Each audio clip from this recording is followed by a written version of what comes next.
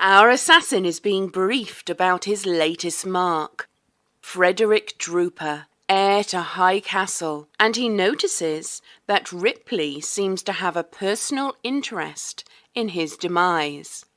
He travels to the town of Galita and gets a room at the Lemon Tree, the local inn.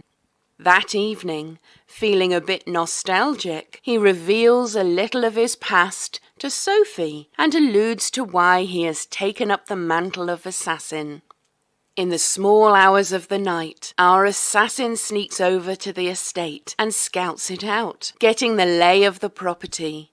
He does not have much luck in the dark, wet night, so returns to his room. The next day he questions some of the locals, trying to gather information, and learns that the peasants hold the Drooper family in high regard. Having had no luck at night, he decides to stroll around the estate during the day and manages to get the groundskeeper to show him around. He returns to town and notices some of the servants at the local tavern, and uses his knowledge of avocados to get into their good graces. He learns that Frederick will soon be hosting a party that lasts several days for some of his noble friends. After his conversation with the servants, he concocts a plan to make Frederick's death look like a riding accident. He finds Ripley and orders some equipment. While he waits, he asks some more questions and attempts another night recon at the estate. He gains entry to the house fairly easily and starts snooping around, but unfortunately, the guards notice a door he unlocked and starts a search of the whole house. Will the search find the assassin? Why does Ripley hate Frederick? What is the best type of avocado? Let's find out now on Assassin. Hello, everybody, and welcome to Assassin. Rob, how are you doing today? I'm doing great. Good. How's your summer going? Like I said, it's I've got like 4 days till I'm an unemployed therapist now. Oh, how exciting! Mm-hmm. Are you nervous? I'm doing well. I found that I've got. I don't know if I want to quite call it senioritis with my clients, but definitely lowering the professionalism filter. Like before, I came in, very much. Oh, really? Being super professional. Now, in like the last session I did with this one client of mine, I was, she was talking about, I don't know, the stuff that's going on. I just feel like I don't know, what God's plan for me is here, And so we talked, I said, and keep in mind, for some people, God's plan is to end up in a headline that contains the words Florida man and alligator. So you're doing pretty good.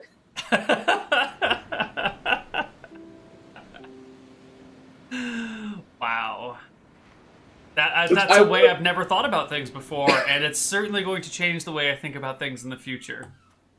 For some people, God's plan is apparently for them to be a cautionary tale. Others. All right. Well, let's hop into game here. We are currently in an estate just north of High Castle in those lovely little hills over here that I'm about to ping, maybe. And you are, I believe, on the 3rd floor of this estate, in a room that has been decorated since our last visit. If I can find the room. But I'd gone downstairs. Somewhere in the blackness. Yeah, you were originally on the 4th floor. Oh, okay. I thought I came in on the 3rd. My mistake. Your room has now been decorated. Oh, wow. Yeah. But it might become important to know exactly where things are positioned in some of these rooms. And I believe where we left off is you were hiding in this room because there had been footsteps and knocking and key rattling, and a certain Mr. Cotton Hill has been reporting back to the young nobleman that you're here to kill quietly, secretly.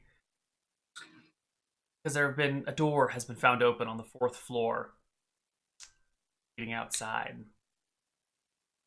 What's the scale on these squares? Each square is 2.5 feet. There's a brand new ruler tool that Roll20 has just rolled out. And that hasn't existed for a long time? They've got an improved version. It'll now snap to the sides, to corners, or snap to the center, or not snap at all. So each square is about 2.5 feet.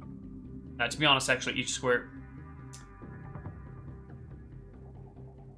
I don't know. It looks more like 2.55 feet to me. Well, technically, each square is subdivided into 4 squares, and the super square is 5 feet, and each of the subdivisions are 2.5 feet. So it depends on how technical you want to get with the square size, you know. Well, technically, Subdivisions was a Rush album. Well, we should probably be rushing the campaign because you are in danger. You can hear Cotton Hill saying to Frederick, Lord, it's probably nothing, but I would feel better if you were to return to your bedroom instead of this one. This has an outside door.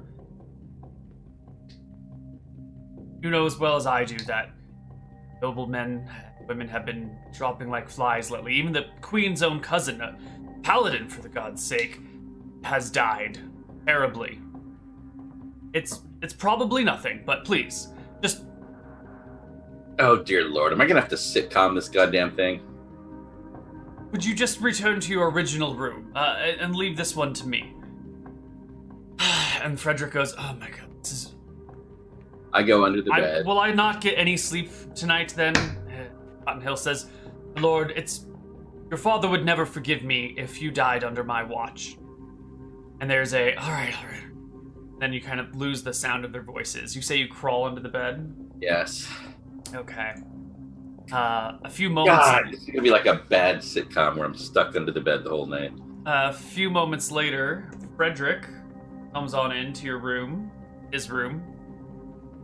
You're under the bed, so you can just see his bare feet padding on the carpet. The door is open, and the armored shoes of a knight, well, I guess he's probably barefoot too, because he was asleep, pop in the room partially.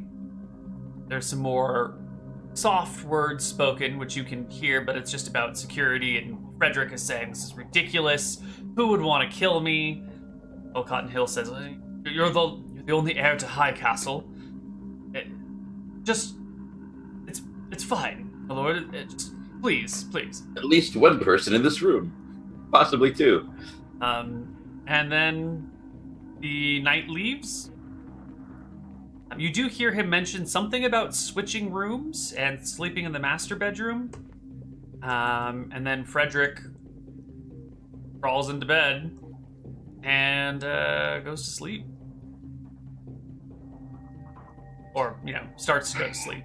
God knows how long it's actually going to take him to go to sleep. And here you are. Here I am. I guess if this were really a sitcom, there'd be a couple on top of the bed over me starting to make fun. And one of them would be your brother, and the other would be your ex-girlfriend, who's now seeing your brother, but you can't tell them because, can't tell them that you know, and they're definitely doing it behind your back. And then Thanksgiving would totally be awkward with them saying things and me making comments sort of like I know, but... And then they'll exchange an inside joke that you were there for about, grandma's breathing tube, and you'll start cracking up, and they'll look at you like, why are you laughing? How do you understand that joke, right? Thankfully, this is not a sitcom. This is a very serious drama about murder. Absolutely, because if this was a sitcom, the turkey would get ruined. Yes, and Because no turkey, beautifully cooked turkey, has ever survived to be eaten in a sitcom. probably true. A dog will run in and take it. It'll get stuck on someone's head. They'll forget to turn on the oven altogether. Or they'll burn it. But they'll have to put it in the heart of a TARDIS to cook for a while. Oh, yeah, we all remember that episode. Fortunately for us, this is not a comedy. There's no comedy on Assassin whatsoever. Nothing funny about the show at all. No, it is murder and mayhem and stabbing and killing and bloodshed and violence. Oh my. Not comedy. So what are you doing in a non-funny way? I am avoiding tapping my fingers like this as I wait, and I wait.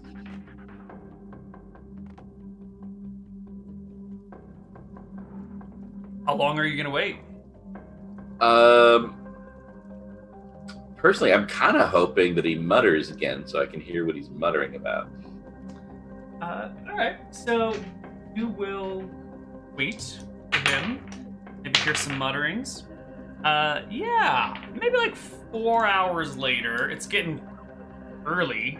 Sun's not quite up yet, but you've been under the bed for a long time. The Lord above you has seemed fairly restless. I shouldn't call him the Lord. The young man above you has seemed kind of restless. But he starts muttering to himself about dancing? It sounds like he's asking somebody to dance in his sleep. Dance? The piano. No, I insist. Some sort of quiet muttering. Insist. You can dance if she wants to. You can leave her friends behind. But if she doesn't want to dance, she doesn't have to dance. And eventually, some hours later, the sun will come up, and Frederick will wake up begrudgingly, roll over, put a pillow over his head. Knock will come at the door. Lord, time for breakfast. Followed by a, no, go away, I don't want to talk to you. And then the door will open and a middle-aged man will come on in, saying, Lord, breakfast is being served, and the bakers are here to sample you some of the cake. And at this, Frederick kind of pops up and goes, cake? Okay, all right. Can you fetch my clothes from the other room, Walter, please? There's 15, 20 minutes of the butler, Walter, helping Frederick get dressed. All right, I'm listening to Walter's verbal tics and everything. I've listened to those for Cotton, listening to them for Walter, like memorizing them in case I need to imitate either one of them. Walter's a formal and sort of removed individual. His voice is fairly steady with not a lot of emotion in it. He seems to be very punctual and task-based, you know. Got to make sure that the calendar is laid out for the day. Got to make sure that all the clothes are done right. Oh, hey, this button's not quite shiny enough. Give me a moment. Take off the vest. I'll polish up the button. Okay, here we go. It's a very kind of rote, focused on the tasks at hand. And after 20 minutes or so, Walter and Frederick head out of the bedroom, leaving you under the bed, probably a little uncomfortable. Yeah. I wait 10 minutes just to be sure. He's like, oh, forgot my keys or something. And then after that, I'm like, and I like stretch and try to like massage my legs and get back comfortable again. Yeah, you've been under the bed. It's not super great, but you can get the blood flowing through everything. And it's now morning. There's light everywhere, and there are people moving about the estate. What are you going to do? How are you going to get out of this situation? No, it's just really unfortunate that this has to be like secret, because that would have been the ultimate if Cotton had moved him into this room for safekeeping, the one where I was. Would have been great, but this is a secret assassination mission, and that would just not do. So what are you gonna do? How are you gonna get out of this place without being seen? I might have to spend the day in here. Is there a book? There's a bookshelf, yes. There are a couple of small books on it.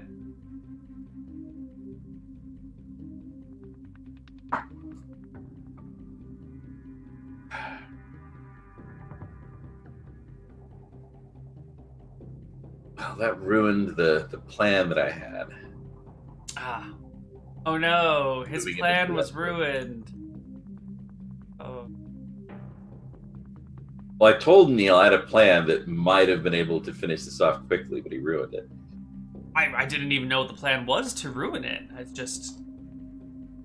My plan was that until the room switched, after Cotton left, I was going to wait a little bit and then come up, imitate Cotton's voice, and go, "My lord, I have a plan that might both satisfy my need for security and your need to get out of the estate and have a little more freedom," and tell him that I wanted him to take a secret dawn ride and not draw attention to himself, and that while he was gone, and I would have a guardsman posted following him but out of sight, so that we could keep him safe, and then I would flush out the assassin while he was gone.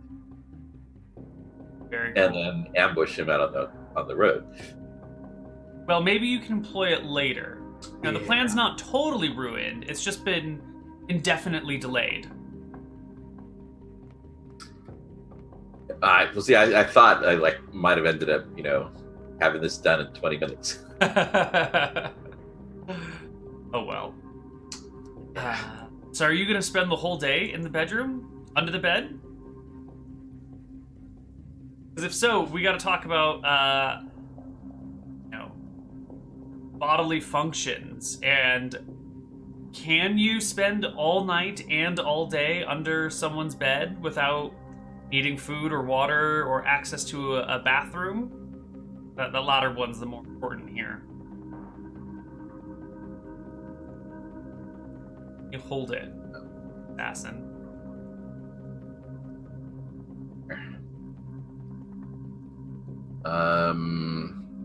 Not really prepped to imitate Betty here.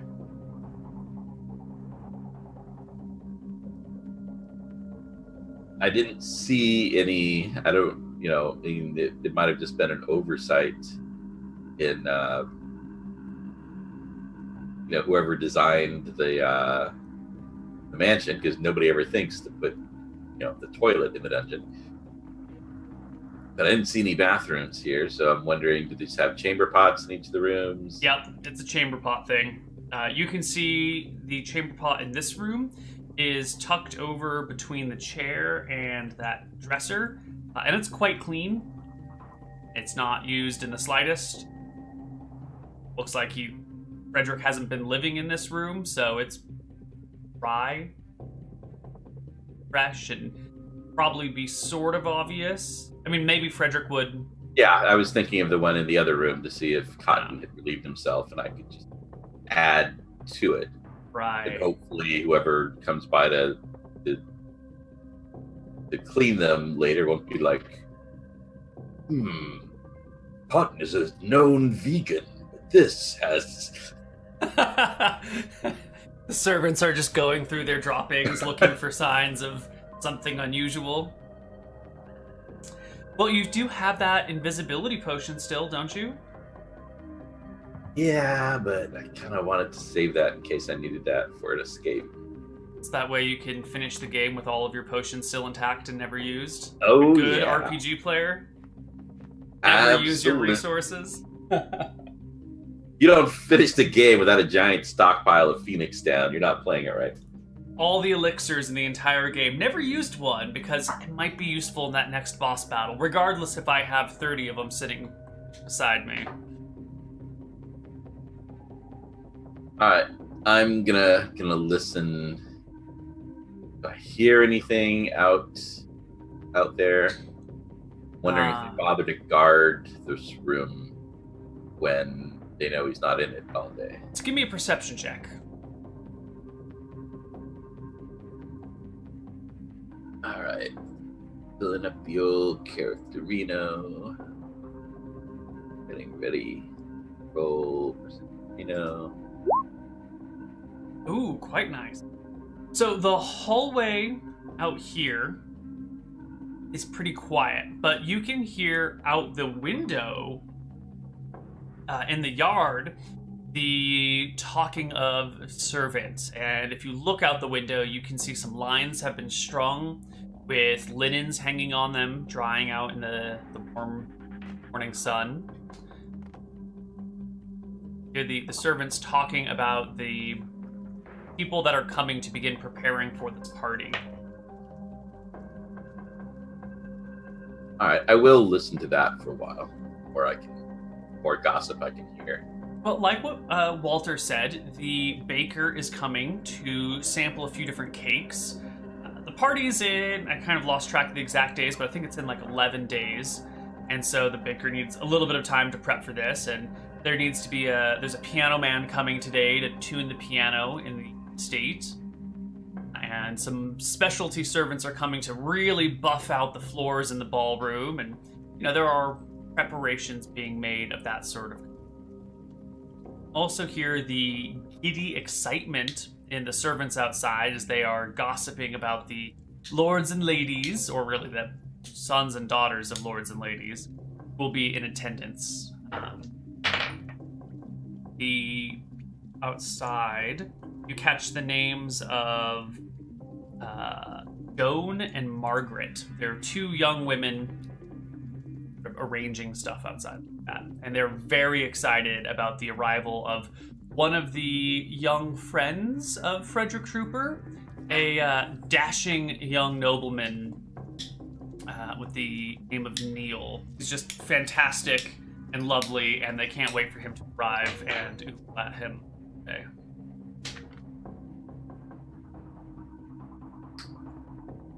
All right.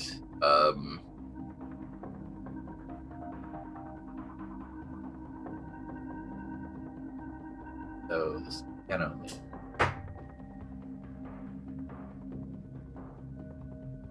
man arrives today. This estate is just too damn big to really reconnoiter much of it. 4 frickin' stories spread out over a huge area.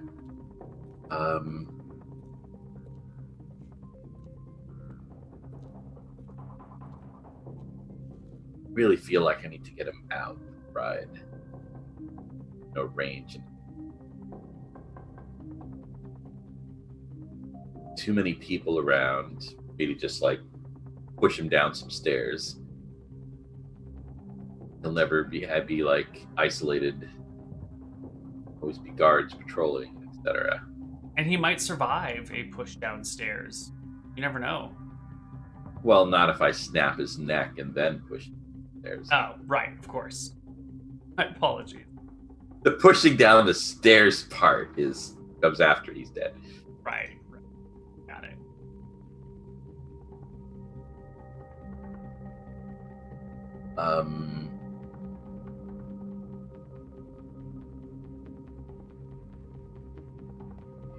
Can't think of a good way for him to accidentally kill himself in his own.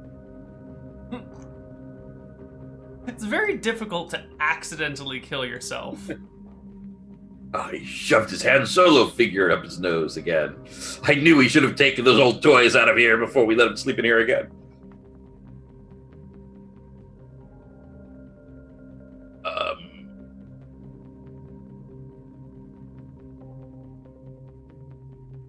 Maybe the party is going to be the best time. Be a lot of drunken people. There'll be a lot of activity going on.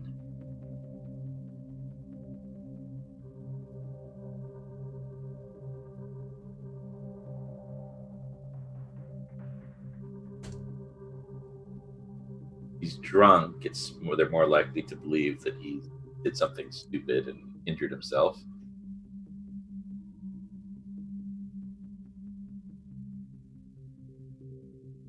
Well, I mean, you're here. How are you going to get out? First things first, right? You're just going to... Or do you not want to leave the room? Do you want to stay here all day and night? I was listening. I wanted to hear what was going on out. If I were to open this door, am I going to be looking at a guard or what? No, it's pretty quiet on the other side. You're 27 perception check. You have high confidence that there is no one immediately in the room next door. All right. I am going to leave this room then, close the door in case someone comes.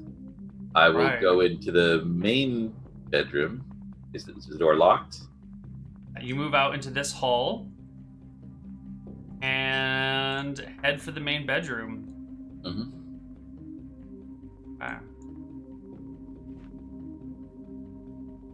Things.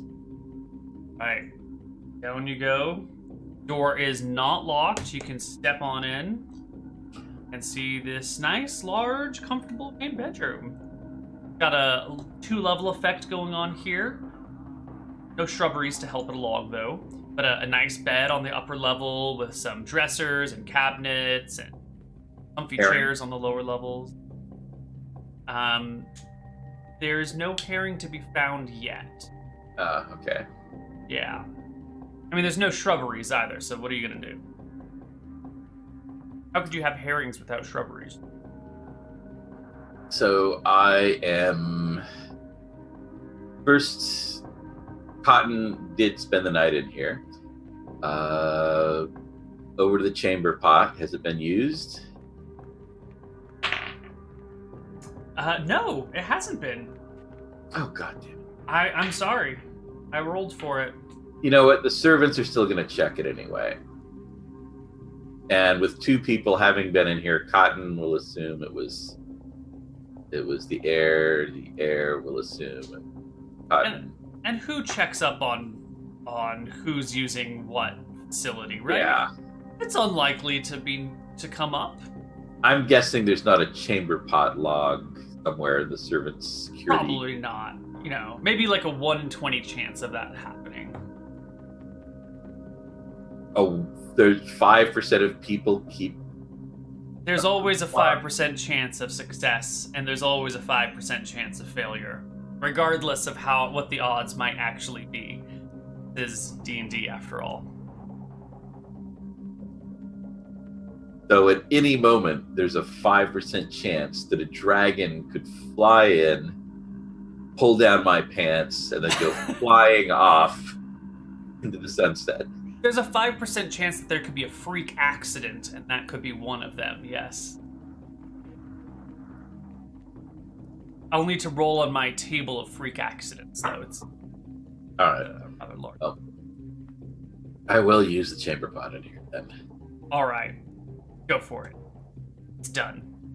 And then I go back to the other room.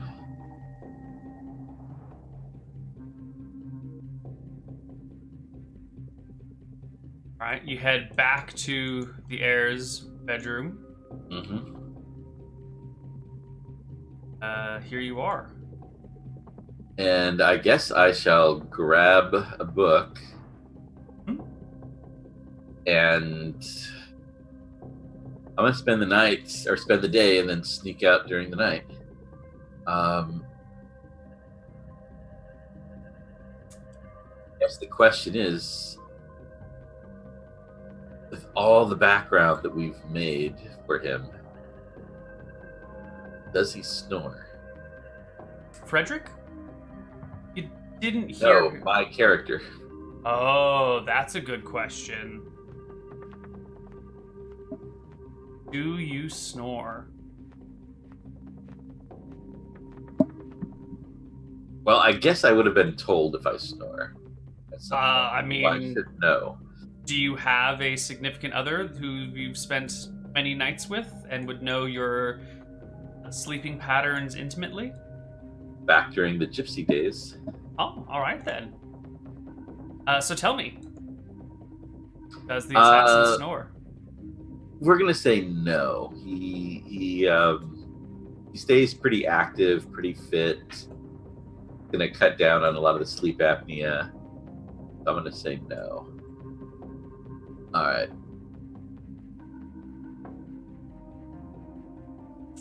So I am going to read for. Well, you know what? I'm probably pretty damn tired. I will have to sleep under the bed in case someone were to come in here. So back to the bed, crawling under it. This is going to be a sucky day. The book that you have pulled off the shelf is called The Golden Compass. It's the story of a young woman on a grand adventure. It's a young girl on a grand adventure. She is an excellent liar. She is also a really good manipulator of adults and seems to have this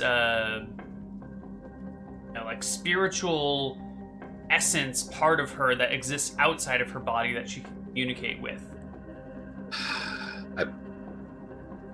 I sound disappointed. Like another dystopian fiction with a female character. I was hoping for a book, about polar bears or dirigibles or something. And a page later, my God, there's a hot air balloon in here.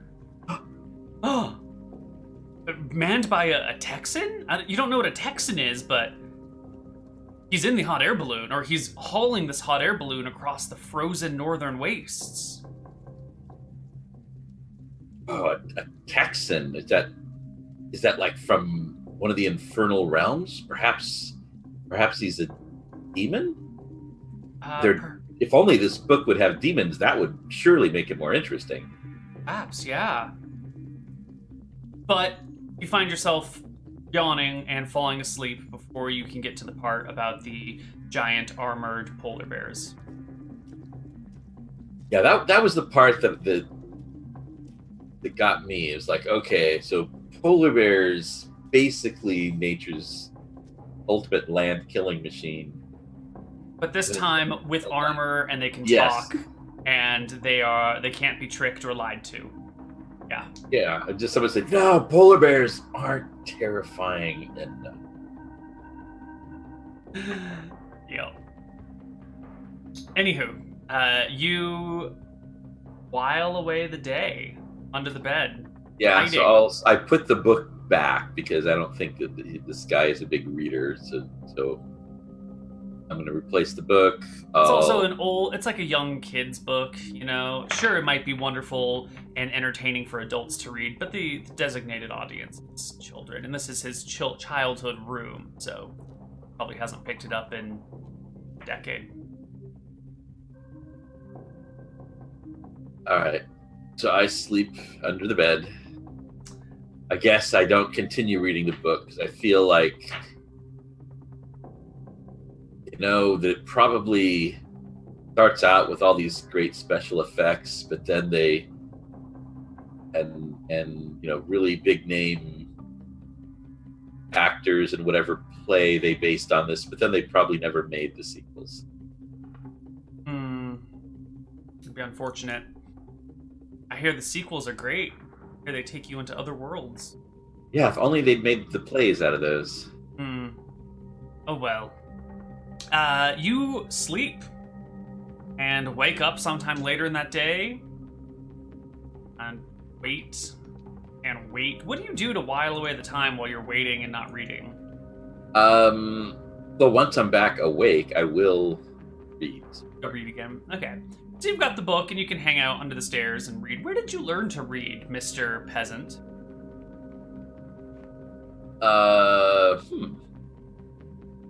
D&D does just sort of assume you can read, doesn't it? 5e definitely does. It assumes you're an advanced adventurer. Which, you've got all sorts of excuses why you could. Where did you learn to? I'm thinking that the old wise woman in the gypsy You learned to read from an old gypsy woman? caravan. Yes, that she was actually very intelligent, and she read up on things to like old stories and things to put into her prophecies that she made up around her crystal ball, and to put strange references and things. And he taught me how to read once I joined the gypsy. Okay. So the day passes, evening falls, the sun goes down. There's no sign of Frederick. You haven't had anything to drink in 24 hours. No food for 24 hours isn't that big of a deal, but you're getting thirsty. Oh, well, if only I had a wineskin full of the finest. Oh, wait, I do. Sure, go ahead and drink that wineskin. Give yourself multiple more excuses to go to the bathroom and get caught. Basically, I'm just sipping to relieve my thirst. I'm not trying to get drunk or... Right, it'll still flow through your system, but you can sip on your wine. It's dark, sun has set, and there is no Frederick in the room yet. How long after sunset are we? Half an hour. Looking out the window, how dark is it? As if the sun had set half an hour ago. So still somewhat light. Yeah, but mostly dark, 95%. Is this window big enough to crawl through? Yeah. It's a glass, it's a pane of glass in a window that opens and shuts. Right now it is shut with a little latch locking it. Not a heavy-duty latch, but it's enough to prevent the window from being opened from the outside. Alright, so it would be obvious that I wouldn't have a way, or, well, in a way, could I reverse pick the latch from the outside to relatch it? Maybe. You would be in some trouble with that, though, because you would have to be, hanging on to the outside of the building and then trying to pick a window with one hand. Might be a little difficult to do. Yeah, to pull that off, I'd probably need some sort of specialized magic item that increased my ability to climb easily. You might need something Trivial like that. task. Yes.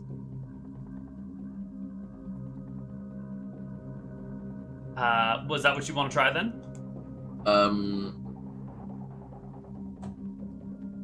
Wondering if I should wait for it to get a little darker. This is so frustrating that basically I could just kill him so easily. But it's not just about killing him, it's about doing it secretly and quietly so as not to rouse suspicion. I know. What you do, Rob, it's how you do it that's important in life. Know that. I know, it's just so...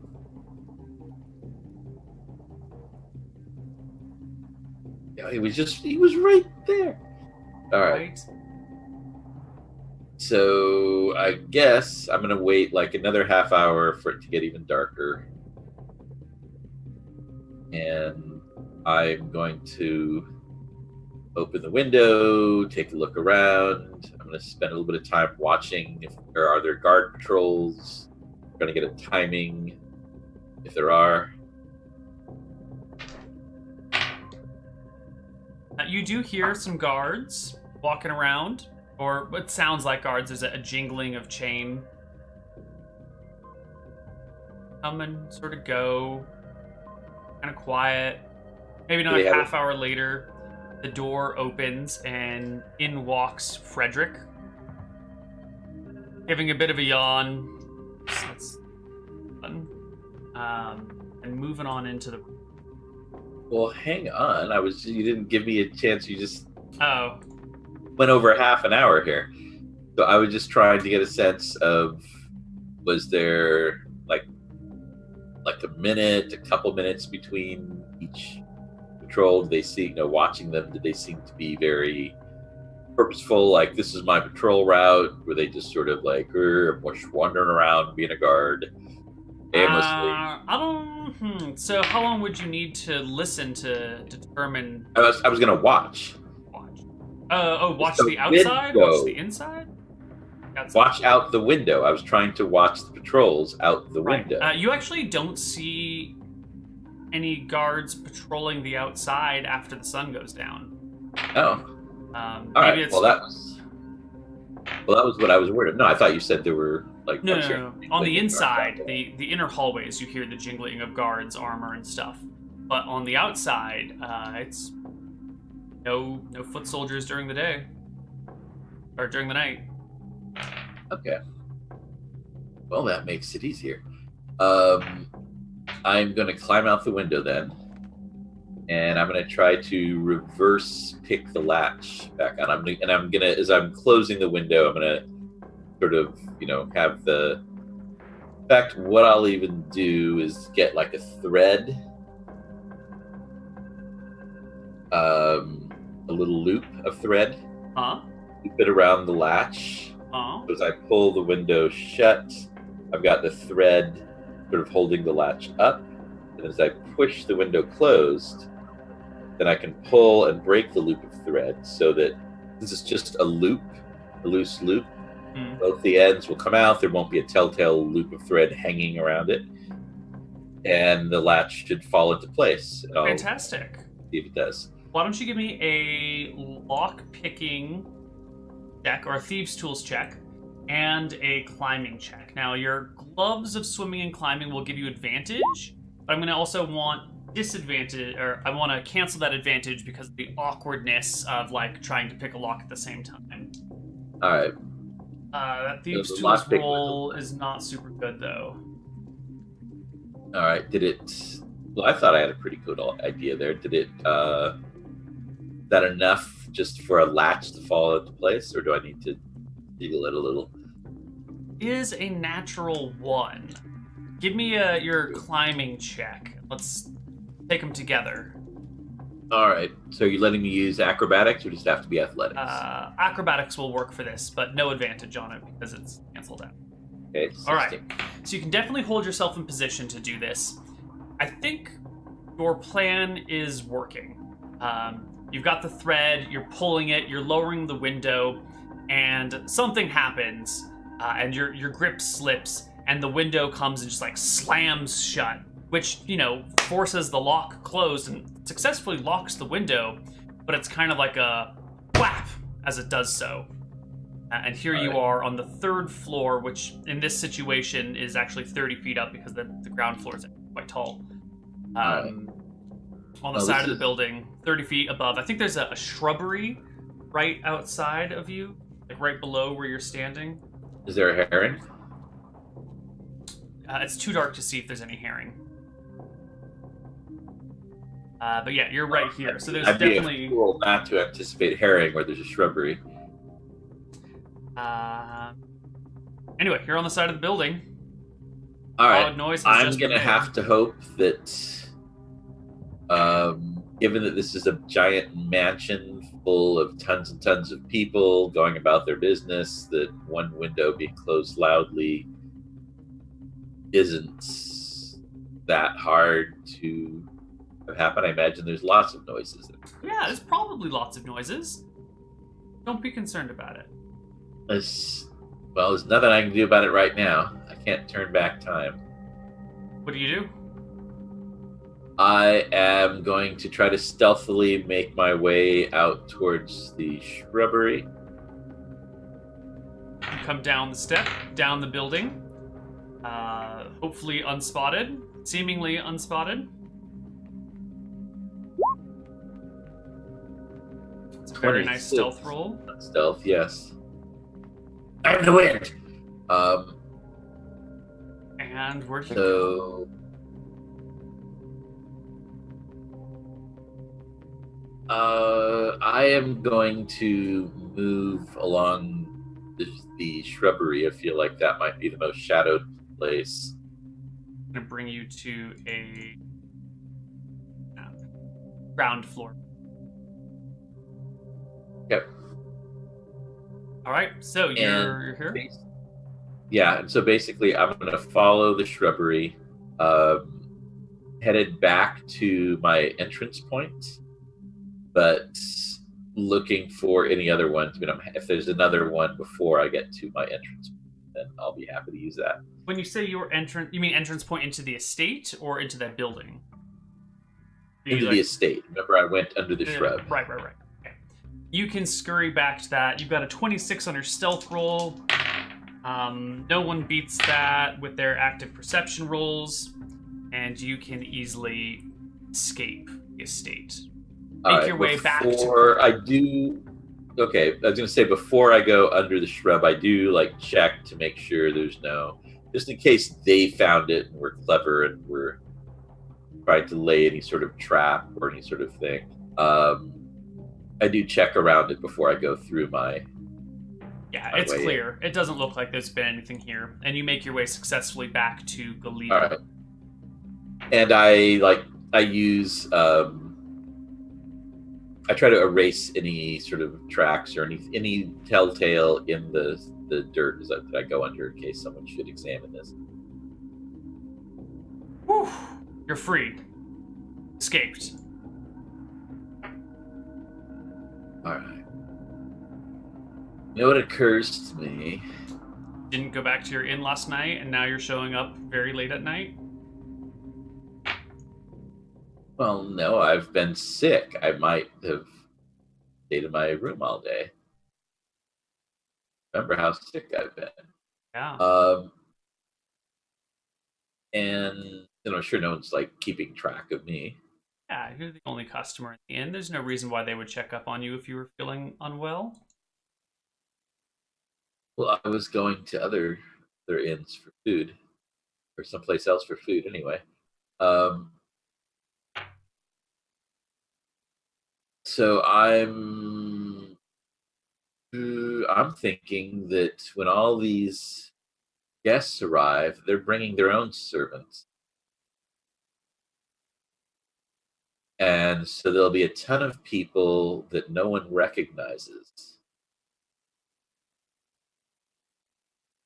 Whereas I probably can't imitate a person who works in the estate because they would all know each other the same way you would recognize anybody in your high school class, in third period or something, because you see them all the time. But you might not recognize your third period friends' servants. Yes. I can tell you, I hardly ever recognized any of my friends' servants. I mean, I really didn't pay much attention to them. They were, subhuman. I mean, they're around, but they're not really the sort of thing that you focus on, right? They're just kind of talking tools, Yeah. I mean, pay attention to the lower classes. That's how you uplift them. So just ignore them. Yeah, they're just there to open your Doritos for you, or wipe your mouth. Mm-hmm. Like carefully, get the little dipping bowls to get all the orange powder from the Doritos off your hands, so you don't have to think about it. Mm-hmm.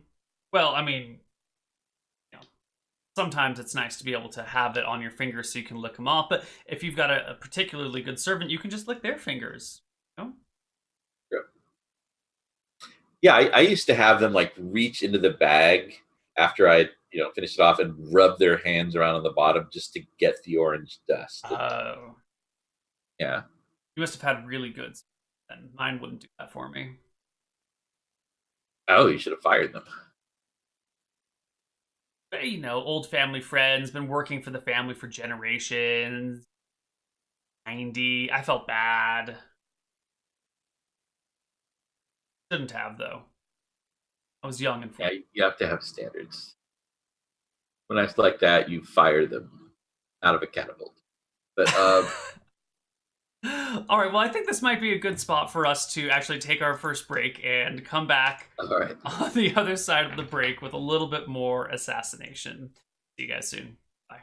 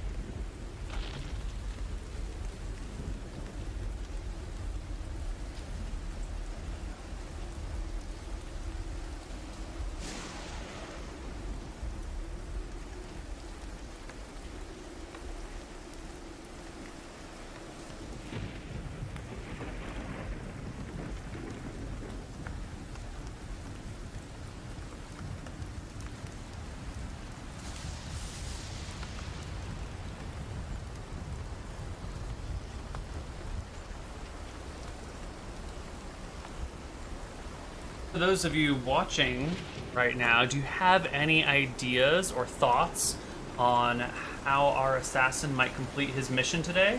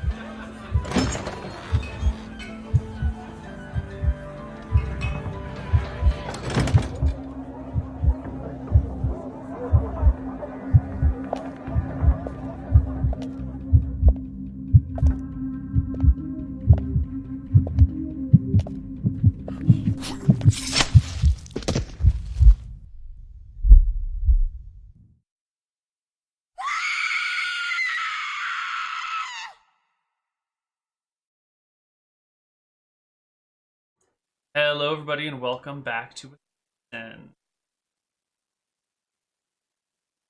Hello. You are in. I've already forgotten the inn's name.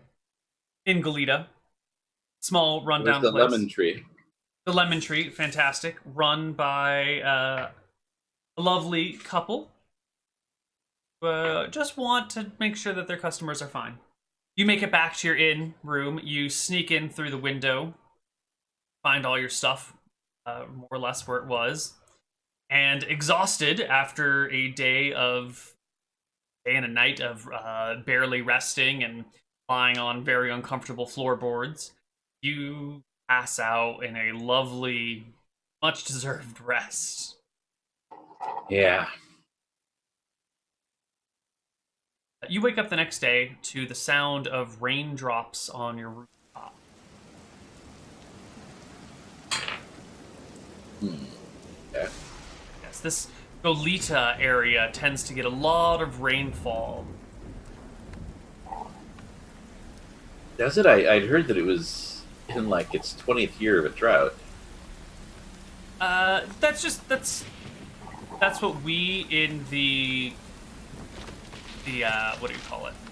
The weather services of Eridon would like to call false weather reports. That's not the case. They get lots and lots of rain here.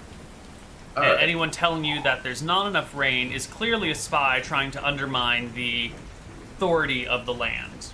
Because this place rains a lot. All right.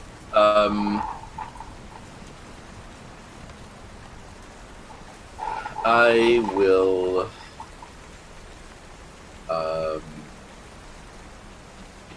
try to make myself visible to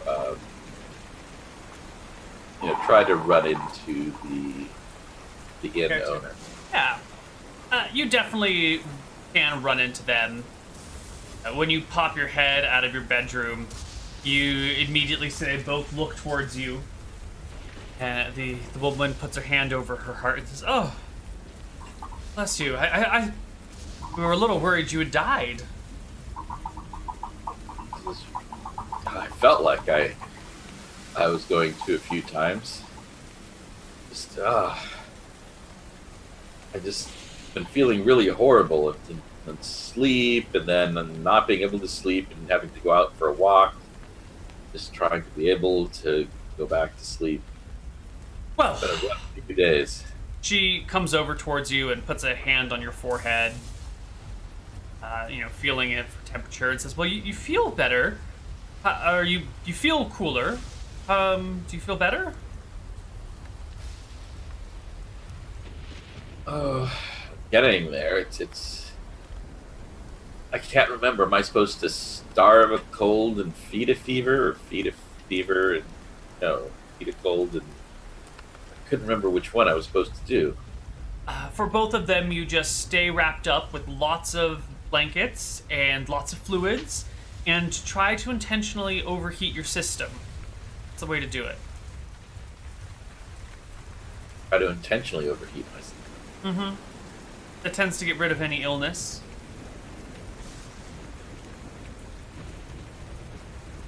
Yes, that certainly sounds evidence-based. The very finest evidence in the land. My gut. Yes.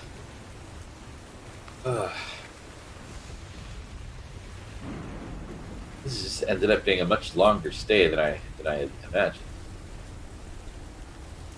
This is beautiful land around here, though, and I'll just try to distract her from me by asking about and being extremely interested in any little local things about the town and the area.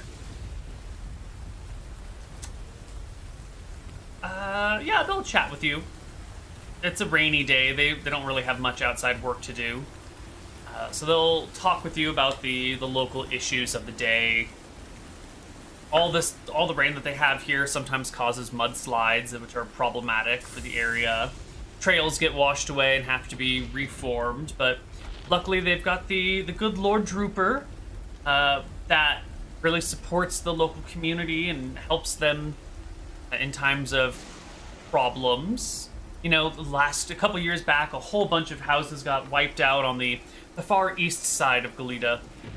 And Lord Drooper actually paid to have the homes rebuilt for the villagers who lost them, just out of his own pocket, just to make sure that the little town would keep working and keep functioning. Oh. That is cool. Good to have a lord like that. That is in this family line. Have they always been such great lords? Is that how this land came to be so bountiful? I couldn't say if that's how it became bountiful, but the Droopers have always looked over us, and they've always done a good job. My gran used to talk very highly of the old Droopers of years gone by. And so his heir is a similar good character, I imagine. Look forward to many years of... Well, my gran used to have a saying. She would say that the pie doesn't start out baked.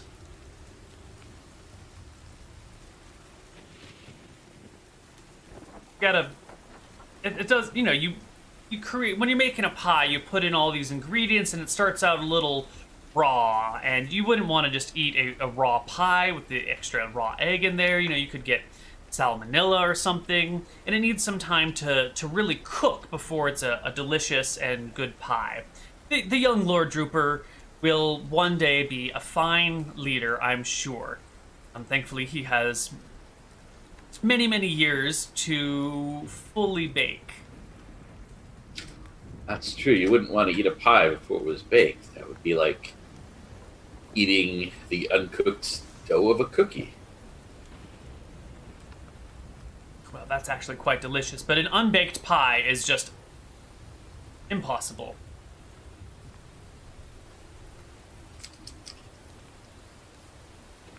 I do my best to, as we talk, to start looking, but I can't quite make myself go pale, but I can slowly look a little more strained and drained, as if I'm trying to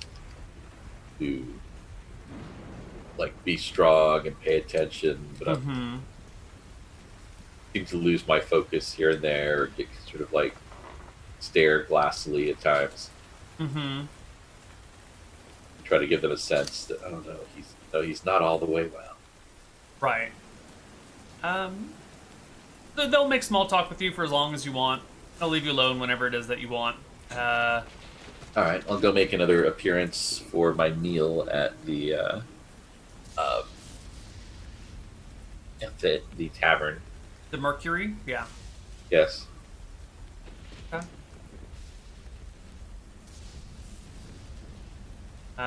You're over there at the Mercury. It's a very, very slow day. You're the only patron.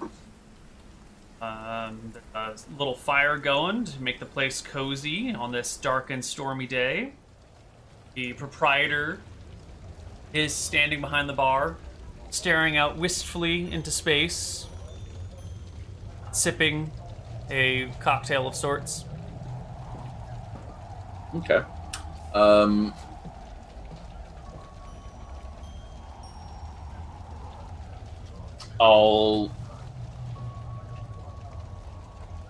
Has there been additional traffic on the road, piano men and bakers, and et cetera, yet?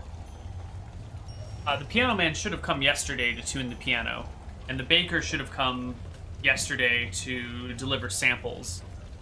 There will probably still be people coming in to prep for the party for days.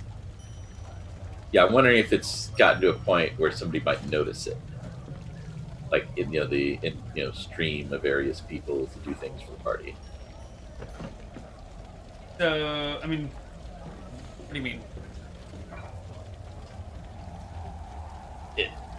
Trying to see if there's enough traffic that I can go, hey, what's with all those people on the road? So just looking out the window, looking for foot traffic, sort of thing. Yeah, just basically if I could have an inn to innocently see what I could find out about the party from Well, the inn. ain't no one traveling this day. It's a wet, rainy mess. Oh, true. Yeah. I think today's the 5th day. We're just gonna call it the 5th day since I don't have my notes from one. That's about right, though. How far away is where I meet with Ripley? Maybe a 2-hour walk down the road on a dry day. Probably like a 3-hour walk on a wet day. All right. I need to at least find out the names of houses. I can't just say, make some, find out who the guests are. I mean, then I wouldn't really be doing my job. Hmm. All right.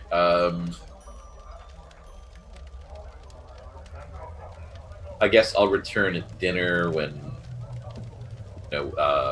especially when folk from the estate show up. Hmm. I imagine that it's the party is a big topic of conversation. Oh, definitely. Yeah, and at first I'll try to listen without drawing attention to myself or bringing up the party just to see what information I can glean. I'm particularly interested in the names of any houses of the guests. Sure. But Why don't you give me a try to find out. deception check and we'll see how much info you get.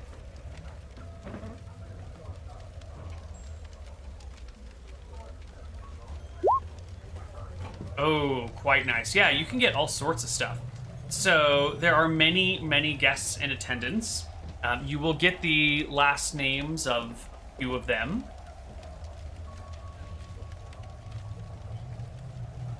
What else did you want? Any additional information about the party itself or anything like that? And my main goal was to get the names of houses so that I can say to Ripley, okay, I need tabards with the sigils of this house and that house. But any information would be good about activities. What kind of things do they have planned? There is a young lady Red Shield coming who seems to be the talk of this tavern right now. She's one of the higher ranking nobles that might be in attendance here. There's also a Mr. What was a Mr. Silverfire. That's it. Write this down so I don't forget this time. A Mr. Silverfire, who is apparently our young lord's closest friend. The two of them go out riding very often. They've known each other their whole lives. He's that same handsome young man that you heard the two maids talking about when you were in the bedroom. Mr. Tom Silverfire.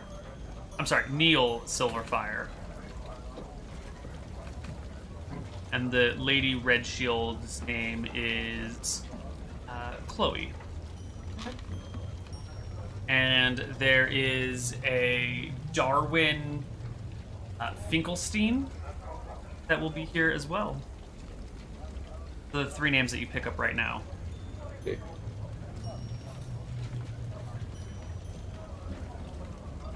So it's Chloe Red Shield, Neal Silverfire, and Darwin Finkelstein. Right. Does Lady Chloe Redshield have hair of an interesting hue? It's kind of brown. I'm not sure how you figured that out, but it's kind of brown. Oh, for some reason, I thought perhaps it might be pink or blue.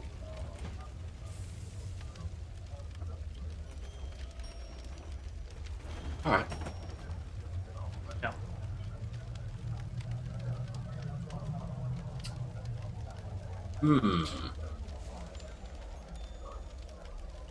ponder to myself.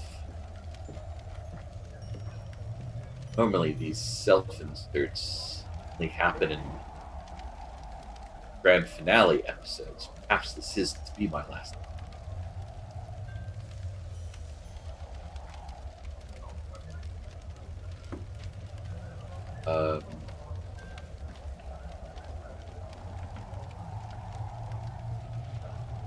Well, sounds good. I'm getting some good information. I will go to bed. Hope for a sunnier day tomorrow. Better travel. See.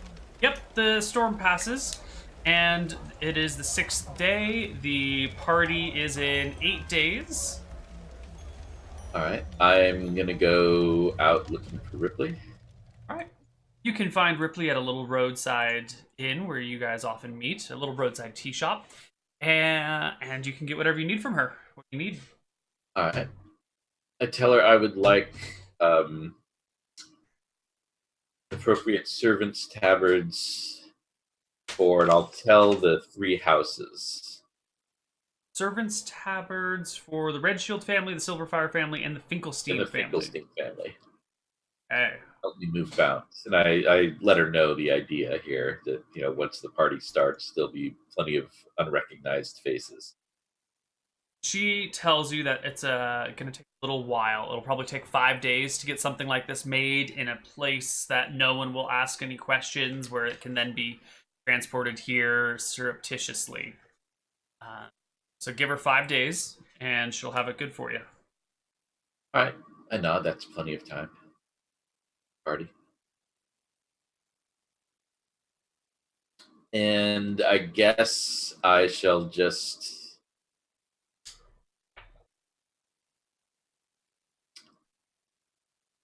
Yes, I shall just have to bide my time. Be more... I'm going to gather information in the evenings, and I'm also going to, for my inquisitive hosts, I will pretend that on one of my walks that, oh god, she's probably going to want to check my ankle if I say I twisted my ankle. She's going to definitely want to check your ankle. It's exactly the sort of very kind and helpful woman that runs this.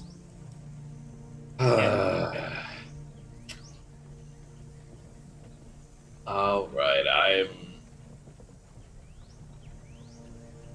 could I locate some poison oak? You could probably find some poison oak, I suppose, yeah. It's definitely in and around Galita. Wonder if I should just irritate my ankle to get it red and swollen. You're going to willingly expose yourself to poison oak? I'm wondering if I'm going to make this. Nothing's worth that suffering. Rob, do it. I guess I'll just fake kind of a relapse. Sure. Now the question is, how are you going to kill someone in secret? Party. I can see how you can get in, disguised as somebody else's servant. How do you surreptitiously kill? Well, I think I might have to go with opportunities, where a drunken fall down the stairs might be what I have to figure out. I'm just thinking with the party going on, people going out, the Lord sort of wandering, maybe he went to go visit one of his friends in the night or something, or sneak into some lady's room is a lot more believable, whereas without the party going on, what was the Lord doing out of his room? Right. Sneaking into somebody's room, does think he'd actually have to sneak when he's inviting everyone over to his own estate? If he's, you don't always let all your friends know who you're hooking up with in your friend circle, or maybe it's just a friends with benefits thing going on, or maybe somebody's already got a boyfriend or a girlfriend, and they're doing a little drunken hanky-panky. It seems like he might be running in that kind of crowd. So the idea is to wait until it's late and knock him down a flight of stairs? That might have to be what I do. I might, if he drinks a ton, then I might simulate some alcohol poisoning. Okay. See if I can... maybe I can make him drown in his own vomit. Not like they can dust for vomit. That's true. Or they can't tell if it's his vomit or somebody else's.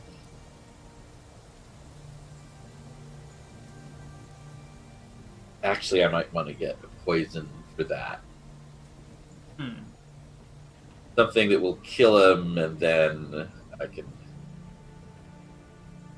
simulate alcohol poisoning. All right. Do I have your poison info stored here somewhere for a good poison for that?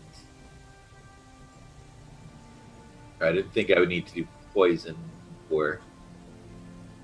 You have access to common and uncommon poisons. Let's see. What do you want? I want something that will simulate. It'll be as close as possible. They're not really leaving anything. Do a thorough job. Thorough job of killing? Killing him.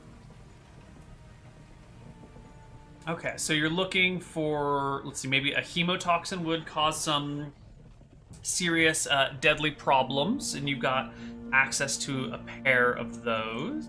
Are they going to leave any sort of telltale signs that someone would go, this was an alcohol poisoning, this was... if they are... Hemlock causes the lips to turn blue and blah-de-blah. Both of the hemotoxins are injection poisons. So you could give it to him as like an ingested poison, but it would have problems. I think he would get a bonus to his saving throw against it. Your neurotoxins... Do you have any ingestion? There are two. I thought a lot of the basic ones were, I thought. Yeah. So you've got some ingestion, neurotoxins, and necrotics. Ingestion, neurotoxin. Yeah, so we've got some belladonna here, or some deathcap mushrooms. You'd need to feed him quite a bit to kill him, unfortunately. Your necrotic, common ingestion would be sour root. Really unlikely to kill you as well. The narcotics, the milkweed and mandrake root, wouldn't necessarily kill him outright, but it would definitely put him to sleep. Might be useful for you. And the hemotoxins are injected, but you could, if you get him to eat them, he'll get a bonus to his save. So it's workable. But nothing that's just like a straight out ingest and die kind of thing. Nothing that is a straight eat this and you're highly likely to die. No. Those would be some of the more rare poisons. Do that for you. A good ingestion hemotoxin. The Abris seeds. Those are pretty dangerous. What about, I guess we don't have good old Karari. Wasn't that ingestion? It's not. That is a rare injection neurotoxin. You wouldn't think it was rare from how often it showed up in all those, kids' mystery books where you had to solve the mystery. Yeah, but of course the really exciting rare ones are the ones that show up in mystery books. That was how I learned that it smells like bitter almonds. Although I've got no idea how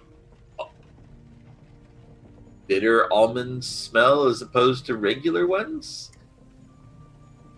I have never messed with curare in any way, so I have absolutely no idea.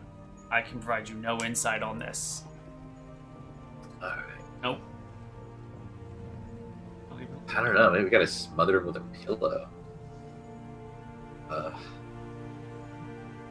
Put him to sleep with a narcotic and then just smother him. That might have to be what I do. They're a good ingestible narcotic. Oh yeah, there are two very good ingestible narcotics. You've got the milkweed, which has a longer duration and a shorter onset time, and is generally more likely to outright kill or outright just like make him be super drowsy. And then there's the mandrake root, which takes a little bit longer to kick in and has a shorter duration, but it's cheaper. I don't think for you cost is an issue, right? You're loaded with money. Relatively. All the poisoning all those horses did cost quite a lot. Yeah, I still think you've got like 14,000 copper on you, and a single dose of milkweed is only 2,500. So you are sitting pretty. How detectable, just in terms of flavor, are those? I've got the poisoner knowledge. I'm an assassin. I should. The mandrake root is it's kind of sour. And it needs to be like ground up or turned into a tea of sorts, because it by itself, you'd have to chew the root, which is way too obvious. So if you can grind it or turn it into a tea, it's a little bit sour.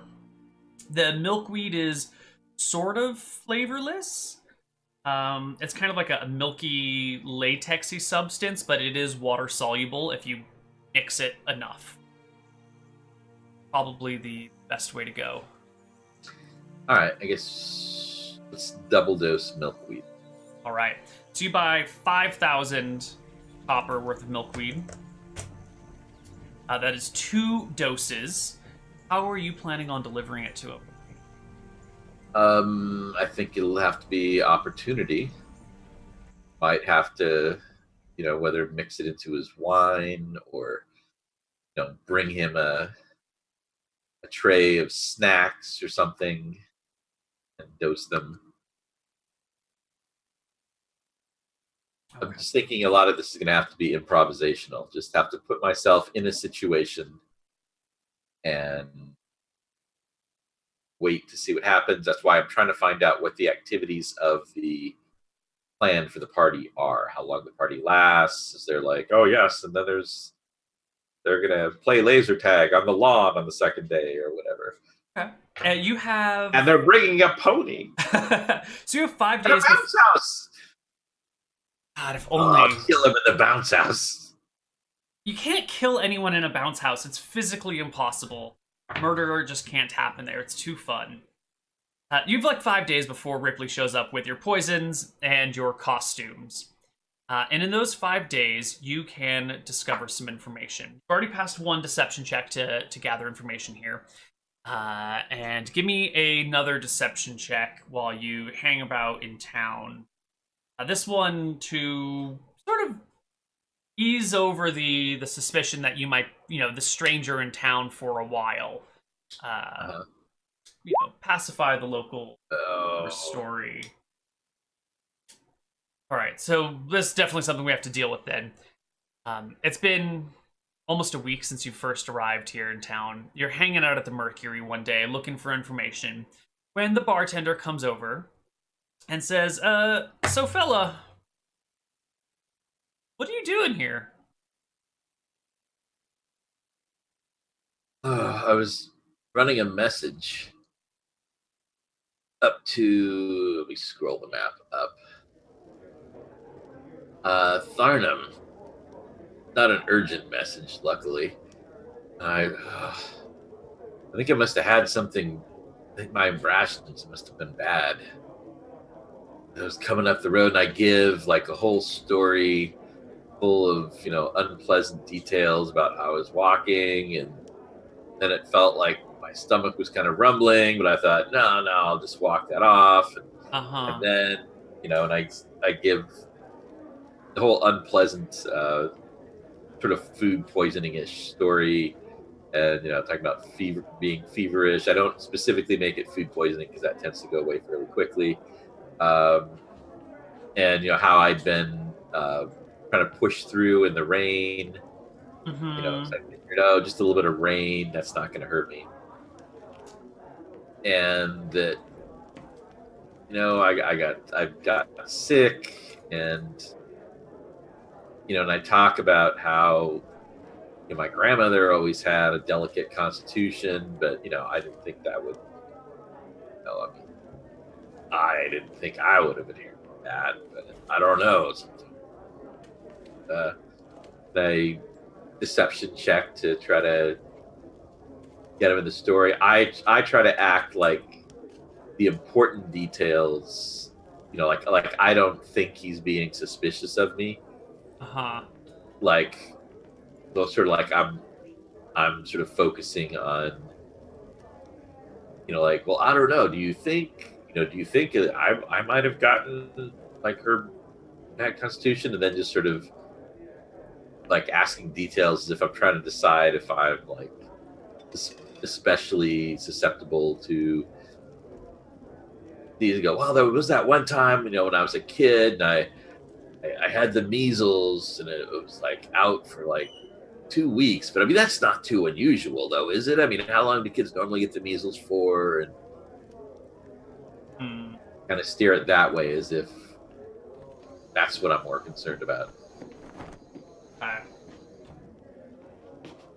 do a deception check to try to. Yeah, give me a deception check at disadvantage because she's already a little suspicious of you. 13 is pretty good. That's better than her passive, it's not intuition, insight. So she'll nod and go, all right, well, I hope you don't lose your job.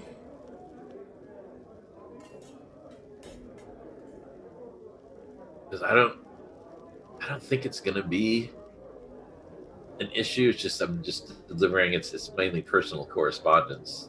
But a week delay seems pretty serious.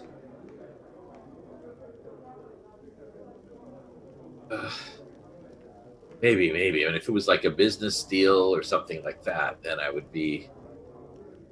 have pressed on no matter what. This just sort of personal letters between a father and a daughter. So I think they send them out like once every month or two. I don't think the delay is going to be as noticeable. Like, did I say, why do you think I could lose my job over this? I wouldn't hire a runner who showed up a week late. But that's none of my business, Far be it from me. I'm not hiring runners at all.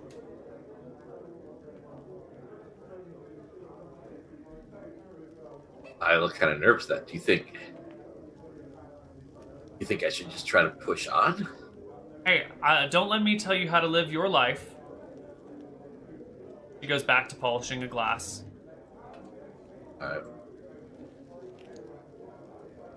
Ever notice how the people that say, don't let me tell you how to live your life, are the people that are trying to tell you how to live your life? Like they're trying to provide cover for their own hypocrisy. Yes. Yeah, it just seems like there's certain people that anytime they accuse somebody of something, you're like, okay, clearly you're doing that. Mm-hmm. There are definitely people. Yes. So, let's just go ahead and skip a few more days. Actually, give me another deception. Give me just 4 more deception checks in general to see how much more information you can gain while out. 1, 2, 3, 4. All right, so you'll get 3 more good pieces of information. The party has been fluctuating in date. the young Lord Frederick has decided that it really needs to be a longer party. It should be a 5-day party instead of this 3 or 4-day affair that he had before. So they're increasing the length of it, which means that there's more food, more party supplies, more liquor, more beer that's having to be brought in.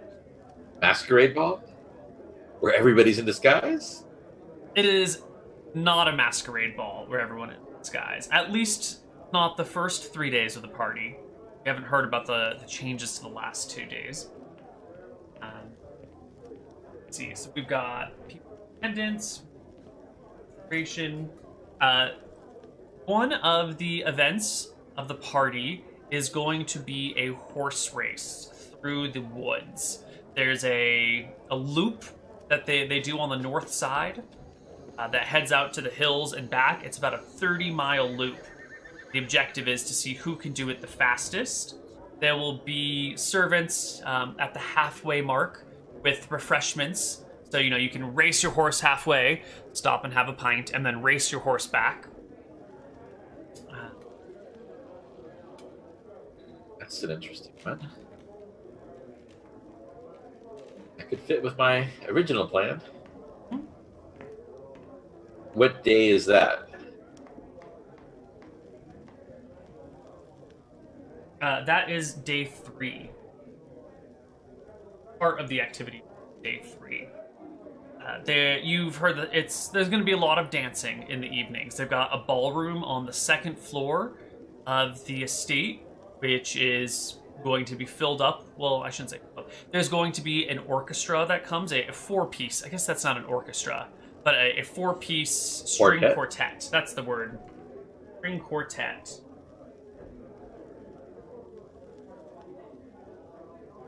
Who will play all of the days and will be staying at the, the Lemon Tree.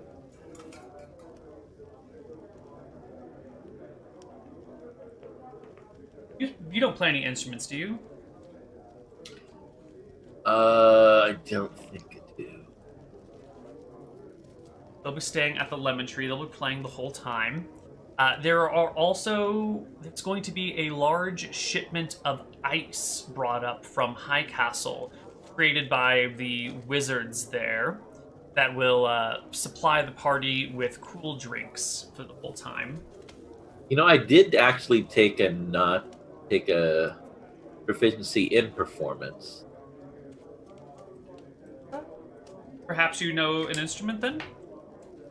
Yeah, I'm trying to remember. It's been a while since I made this character. I'm trying to remember if I just intended that for singing, or I don't have an instrument on my...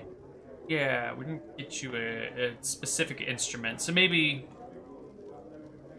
it's a acting proficiency thing. Yeah, I might have intended that to kind of go with the acting. I think so.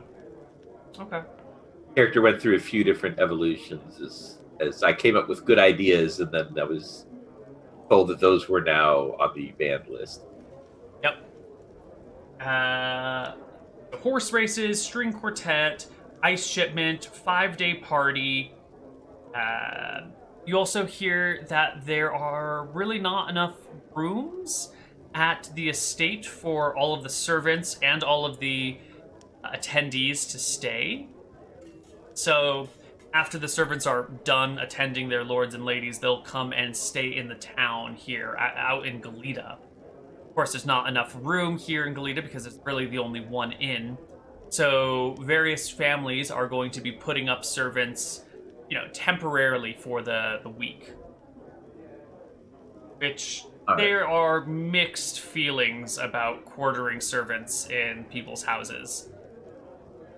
On the one hand, people seem pretty happy with it because the Drooper family's been good to them for so many years and not that big of an inconvenience.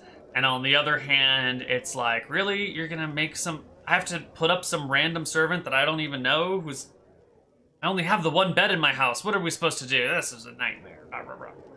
Right? Yeah, so that's the information you've got. Alright.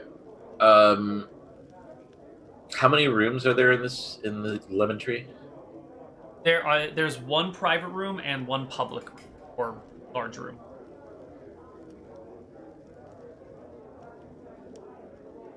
Wow, that's not really there. I am gonna stay at 3 days before the party. 4 days before the party, I will, tell the innkeeper, I think you're probably right. I should probably. I'm still not feeling my best, but I should probably get moving if I don't want to get fired. Thanks for all the hospitality. This really is the good land. And I'll take off, making sure that I'm seen heading north. After I've been seen heading north, I'll loop around through the woodlands or whatever, head back down south to where I meet Ripley, spend a night there. That small town called Summerland. And I will then change my appearance fairly drastically. What are you changing it to? A bird? A plane? A train? An automobile? A train going through a tunnel. Yes, that way I can just use stock footage. So I'm going to wear a wig. I'm going to look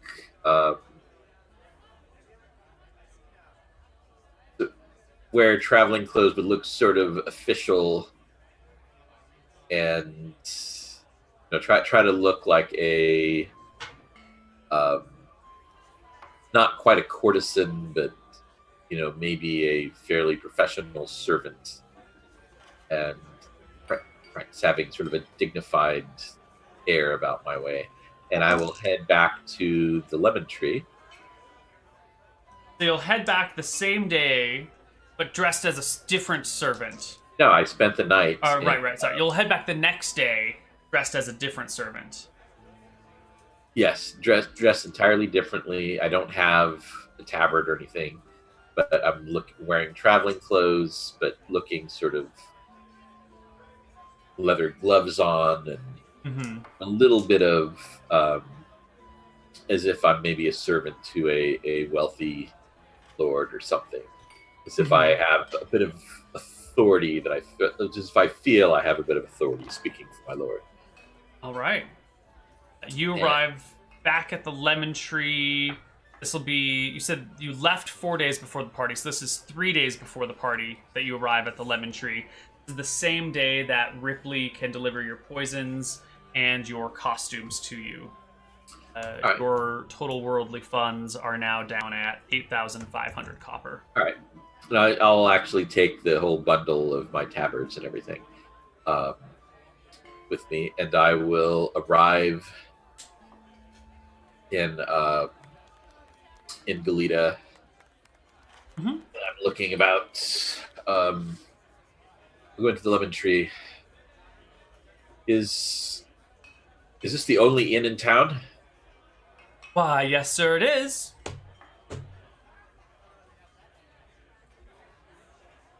I'm looking to procure a few rooms. As you probably know, but there's going to be a party up Yes. Yes, and well, I understand there's not going to be enough sleeping space at the. That's correct. We will be putting up some of the servants here ourselves. Unfortunately, we're a little shy on room right now. Yes, that's why I was arriving ahead in order to secure a room. Let's see. Well, the only thing that we have available is the private room. Its residents just checked out yesterday, just changed the sheets this morning. How many can sleep in there? Just one, unfortunately. I mean, I guess you could pile as many as you want, but it's a small bed. It's a small room. I see that. Very well. We'll take that. It's the only room available. There's no other inns. Unfortunately, no. I'm sorry. There is a tavern down the road, but they don't have any beds. Perhaps one of the... Perhaps the, call him. The stable master. Not stable master. Perhaps one of the farmers can lend you a loft. A loft in their barn. That's the word. A loft? If you need more than just one room, that's pretty much all you're going to be able to get around here, unfortunately. I see. Well, I must secure this private room then before that's the least available. How much is it? It'll be a silver a night. Very well, very well. Let me see. I understand the party's been extended. Silver Knight, let's just slip her a gold. Let's just call this a gold then. Keep it secured. All right, it is done.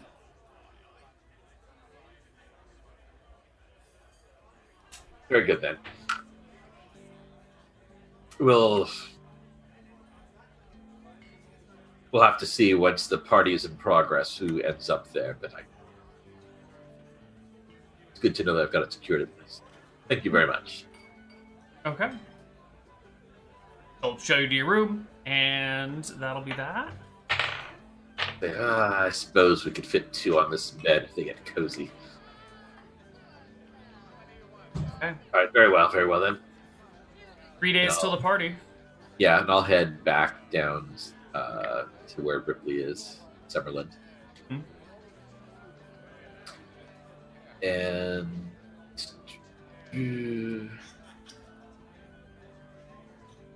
I am guess what we shall do is I'll just spend a few nights here in Summerland. I'm guessing people might start arriving the day before the party. And so the day before the party, I will go take over my room in at the Lemon Tree. Mm-hmm. I'll change. You know what? I'll pretend to be the guy who rented the room. He's sort of snobby. He might feel he deserves a private room. Okay. So you come back as this miscellaneous servant that'll be attending the party here, right? Yes. Right. On the day before the party. Yes. So we are at day 13 out of 14, or day 13. I think you have 60 days to do this. Yeah, it was my understanding there was quite a lot of time. A lot of time. Nowhere near through it. Day before the party. You're arriving in Goleta for the second time. You have a room at the Lemon Tree. It doesn't look like the lovely and doting waitstaff recognize you. I've made some checks in secret, but it's not a guarantee that they won't ever recognize you. You know, you could accidentally slip out of character at some point and draw suspicion. Just as a heads up that they might still notice at some point. All right. Well, I've got my good performance, and I've also have actor. Mm-hmm. Yep. That's probably why they haven't noticed you yet, because I've been comparing their roles to your passive role, your passive stats, and it's been good so far. Yes, I'm going to pretend to be Daniel Day-Lewis. Method acting is something else. All right. So I'll establish myself at the Lemon Tree that evening. I'm figuring a lot of people may have arrived by the evening, and in that character, I will go have dinner at the tavern. I imagine there'll be a lot of servants about. I want to start to see what houses might have already arrived. Sure. The day before, the only people to have arrived are Chloe Redshield and Neal Silverfire. And they are staying at the estate, as well as their servants. The servants will be migrating here tomorrow as the other bedrooms in the estate are taken over. But for now, they're all staying there as the sort of like day before pre-party.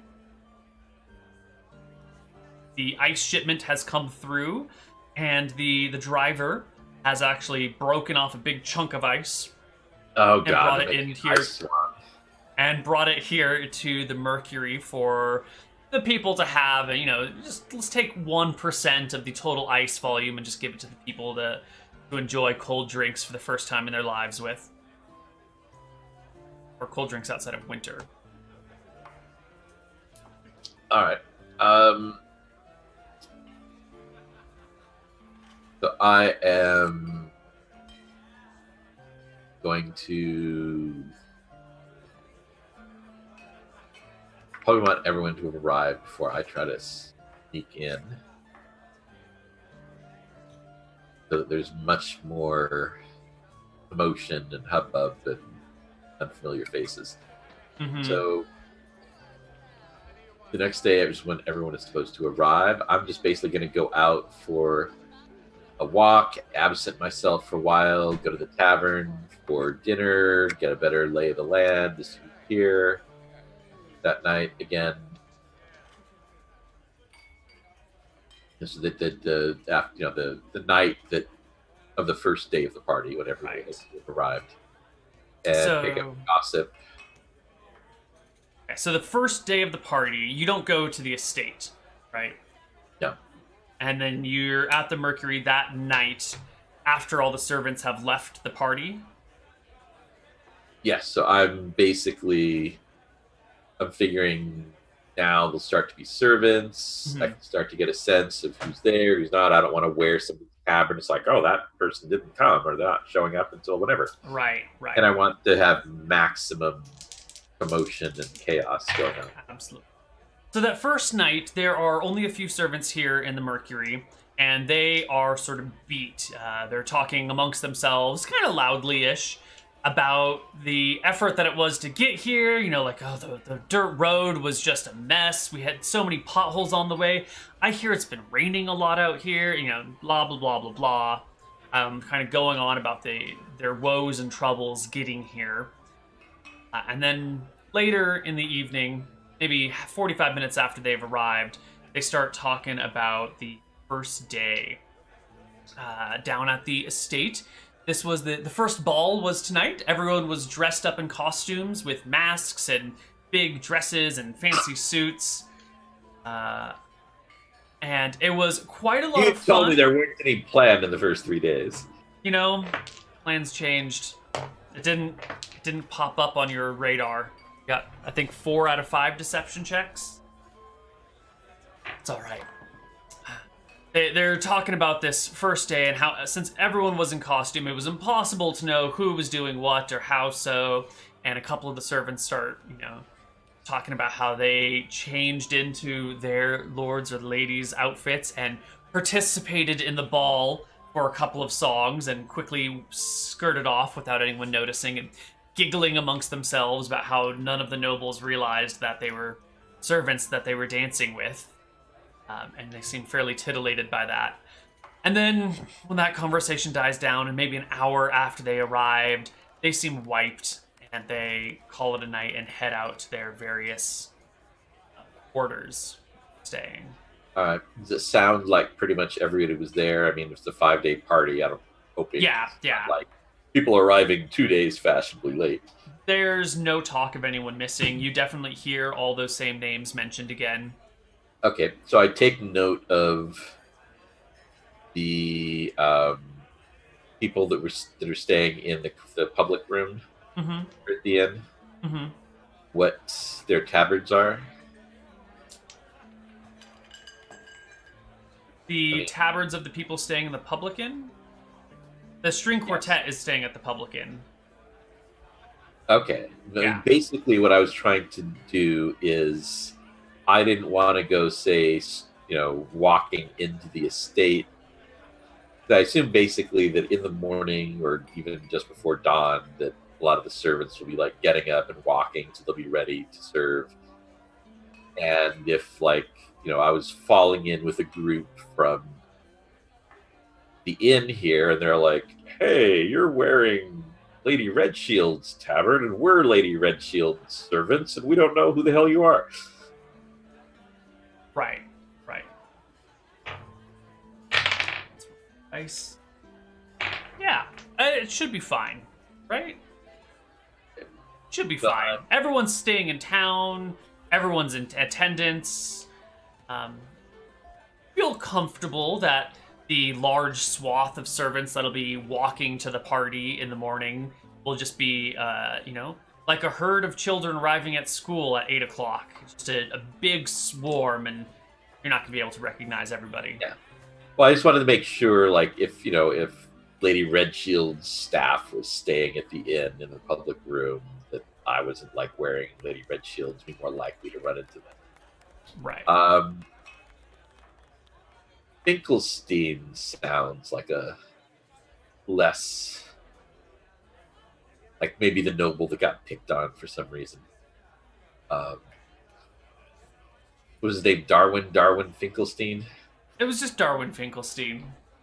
Yeah, I think anytime you've got that many syllables and your first name is Darwin, that you're probably not sitting at the jock's court. Sorry to all the Darwins out there. Hey, not that I was either. And look how I turned out. So,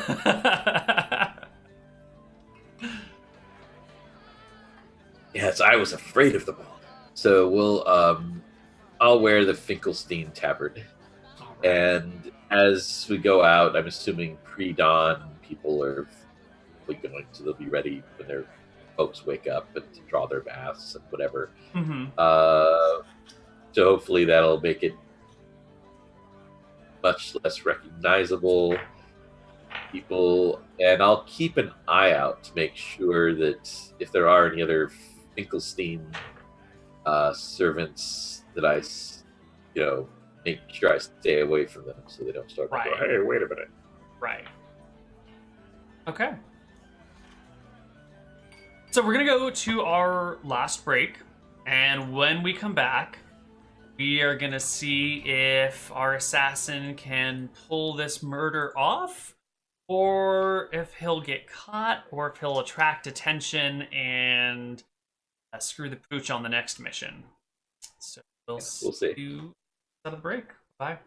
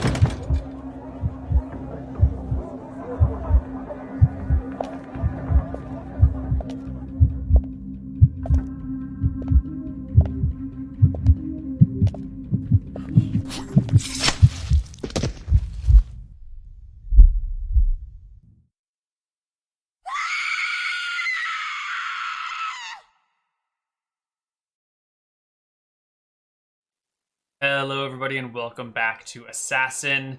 Tonight's the night. All right. So just to because I suppose we should go over what I have with me, what I have on hand. So, I'm gonna have the other two tabards. I'm gonna wrap them. Basically, use my disguise skill here, and I will wrap them around my waist to make myself look a bit chubbier, and so that people aren't really like going. I can't really carry a backpack around. I will have. I mean, pretty much everybody has a knife just as a tool, for cutting their meat and everything else. So, am I right in assuming that that's just pretty much a standard tool everybody has? Yeah. I think that if a servant is carrying a knife, it's not inherently suspicious, especially if the knife is, in a pocket somewhere and not strapped to your belt. Because, the objective is to blend in. So you could have a knife in a pocket and probably wouldn't attract any attention. All right, so I'm going to have the magic dagger ready in case I need that +1.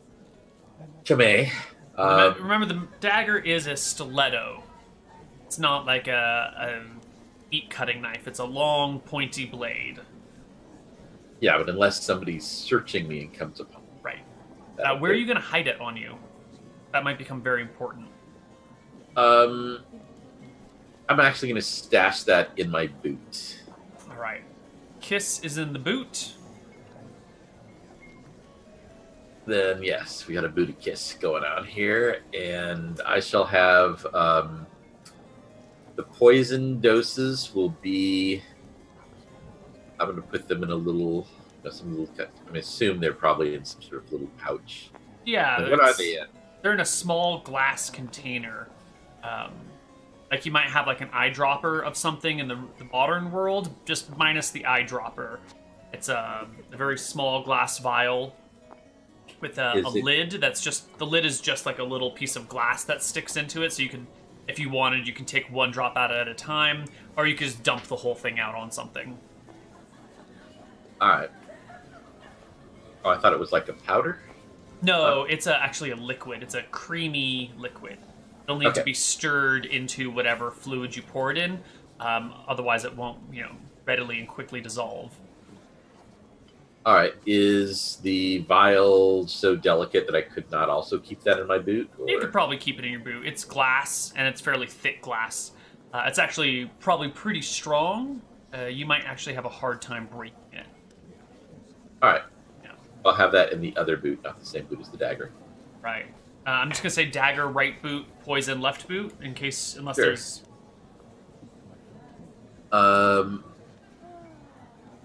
I am also in the same boot as the, in the left boot. I will have the copper piece that I selected for this mission. And what is the name of that copper piece? That was for Alex, I believe.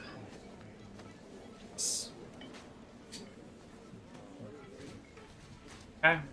See, anything else? Wish I could bring writing tools. So for a servant, they would not have like a belt pouch or anything? Probably not. This is a formal party. The servants are trying to look as elegant and, nice as possible. I can't imagine why a servant would need any belts on their pouch at a party.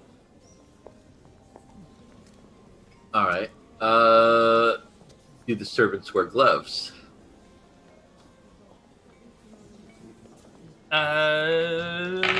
Some might not. You could wear gloves and probably get away with it, although your gloves of swimming and climbing are not like elegant dinner party gloves. Do we have a picture of gloves climbing in the DMG? Sometimes there are pictures of items. I think they have a picture of almost everything. Gloves, gauntlets, gloves of missile snaring. No, we don't have gloves of climbing. But I think, as we can see, like, the gloves of missile snaring are quite... They're kind of fancy. Yeah, they're kind of obvious. I feel like your magical gloves are going to be similarly decorative and attention-drawing. They're not... All right. In that case, they will go along with the extra tabards I have wrapped around my waist, like inside my tunic here. Okay, so your gloves of swimming and climbing are in the tunic? Yes, I'm definitely going to want those with me. So, like as I said, I'm guessing the way this works, I've got a tunic, I've got a tabard on over the tunic, and so my other two tabards I've got wrapped around my waist. Like a belt? Yeah, it's kind of like wrapping around me and giving the illusion of a bit of bulk. And I've arranged that using my disguise skill as best I can to just appear to be a bit overweight. Right. And then you've got the dagger in your right boot, the poison in your left boot, and also a knife on hand? Yeah, I guess I should just have a regular knife just for show, and that'll be in my pocket, like where it could be found quite easily because it's not being hidden. Okay. And the poison and the copper. All right. Anything else that you want on you? I'll just have to pick up everything else as I go, should I need it. Okay. So no invisibility potion, no immovable rod. The boots of Elvenkind are on your feet? Yeah, I'm assuming they're just... I mean, can I just wear those? You could probably just wear those. I think under close inspection, someone might... they might be attention drawing, but casually... The what do you call it? What is the part of the boot that goes around your ankle and lower leg? The resin part of the boot, the neck of the boot will be sort of disguised by your clothes and your tabard that drapes low. It's only the tops and the toes of the boot will be able to be seen. All right. However, should someone for some reason be crawling around at your feet, they might be like, "Wow, this servant has exceptionally nice boots of elven make." For now, it's probably fine. And yeah, I guess I should have the invisibility. Is that a container that could fit in my boot? I don't know how big that is. That's like 5 ounces of fluid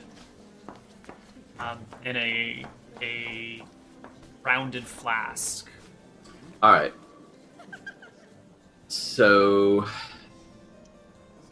if I take a, what if I were to transfer that into a wineskin? 5 ounces of fluid is not very much. The wineskin would still be almost pretty much flat. That would, yeah. All right. So again, I'll put that inside the tabard, inside the wrapping around me, so that I have it with me. I mean, those it'll take a little bit of extra time to get out, but it should be flat across my stomach. All right. Done. That means I won't have a bunch of strong alcohol on me as I planned, but I'm sure there'll be plenty of alcohol to be found. Definitely. All right, so time to go to the party. So I straggle in with all the guests, with all the servants. How does that go? We just all straggle into the yeah, state? so it's morning time when you're arriving, right? You're not coming in the evening.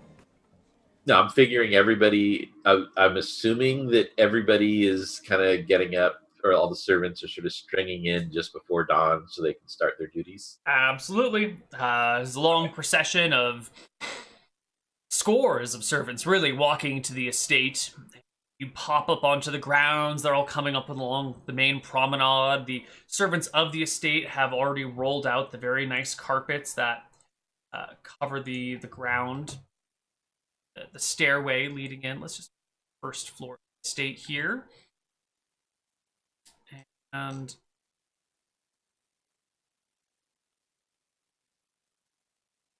all the way down.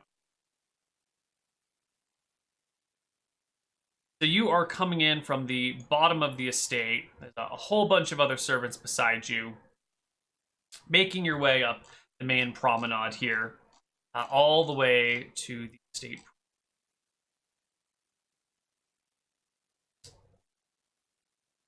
I'm not going to flood the map with hundreds of servant tokens around. That would just be insane. But here I feel like it's breaking my immersion. Use the theater of mind.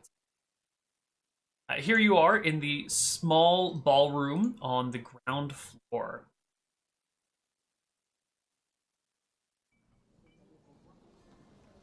This is what they refer to as the small ballroom. There are stairs that lead up off to either side, and you can overhear the servants around you talking about the banquet hall and how they need to get ready for breakfast because the banquet hall will soon be serving. You can actually take a quick peek around the corner and see the great banquet hall over here. And you can take a quick peek around the other corner towards the art gallery on the southern side. Doors are closed on right now, so I guess you can't see into the art gallery. And then here are the stairs that lead up to the second floor and the main ballroom. That jazz. All right. And I'm going to make a point as I stride around, to sort of stride around very purposefully as if I'm going about a task. Um, and I'm gonna basically try to surveil at least the publicly open areas to get a sense of things. Just striding as if have been set to something. Yep. For Lord Darwin Finkelstein. All right. Well, here is the second floor with the grand ballroom, and hop up here to see. It's quite large. You can see that the string quartet is setting up over on the right side of the map. I'm gonna highlight their area in I don't even know what color this is. This is like a mauve, a soft purple-y colory thingy. They're gonna be over here somewhere. And if you come over here, near where the string quartet will be, you can see that there is a small theater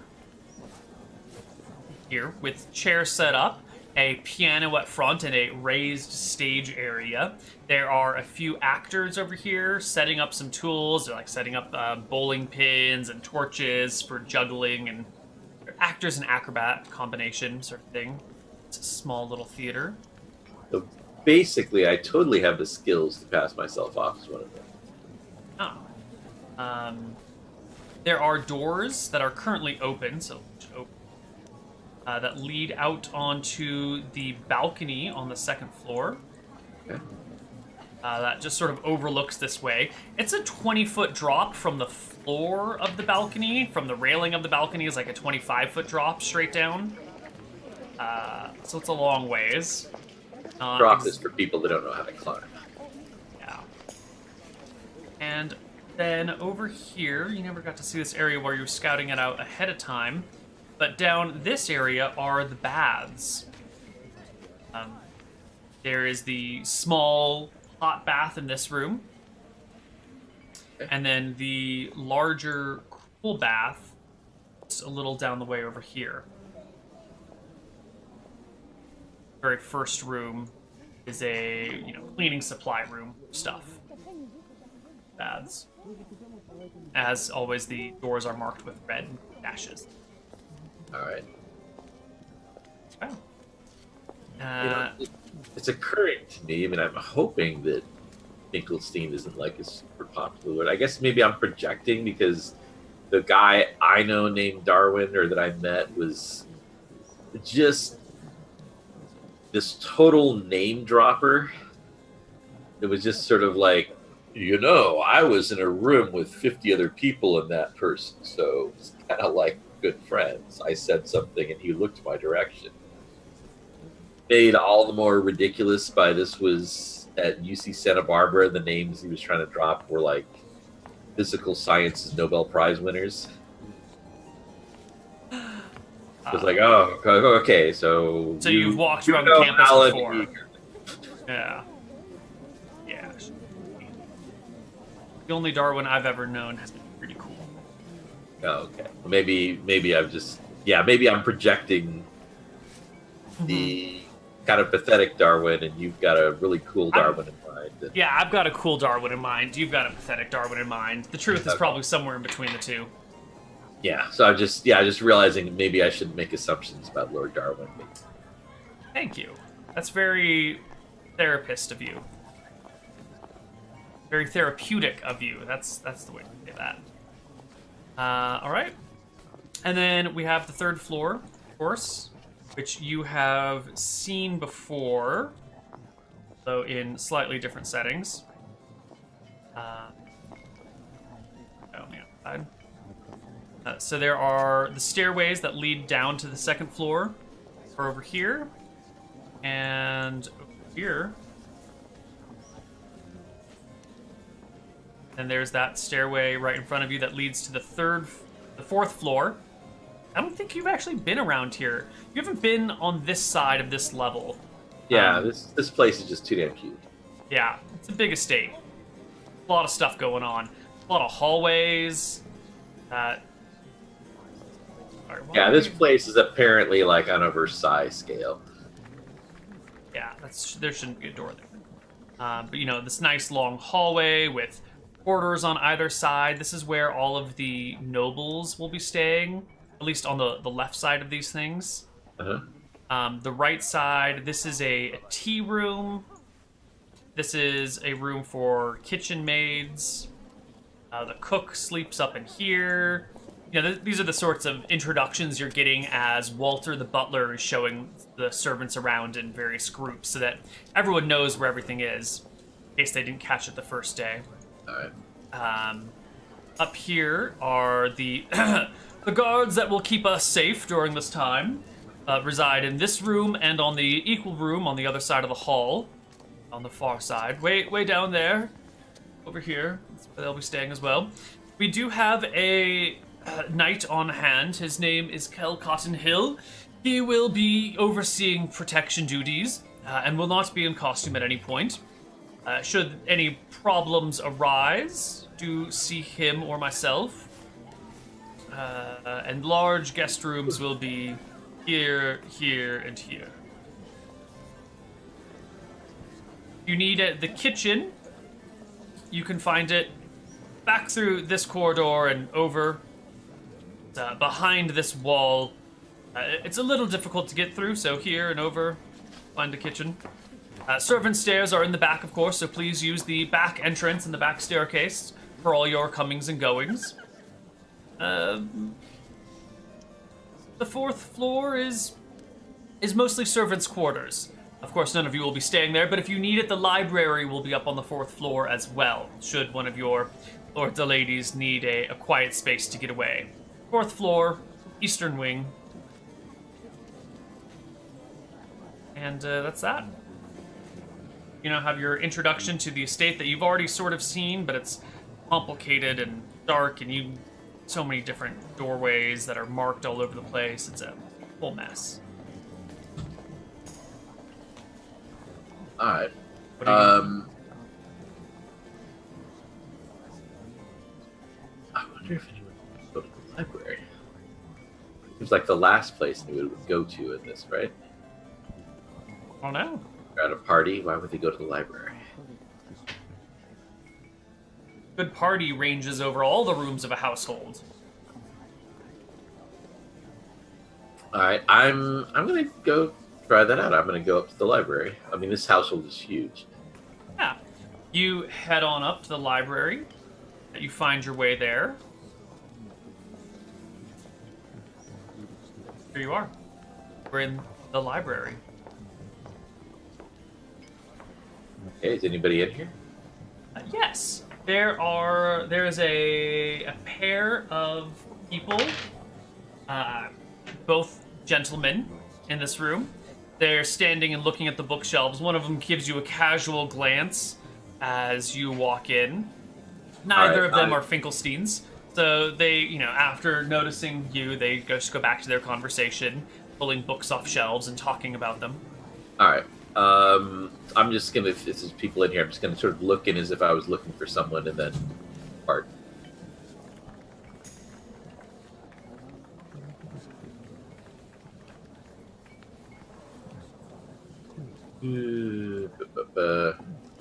This door is actually probably open right now. It leads out onto the balcony, originally ascended.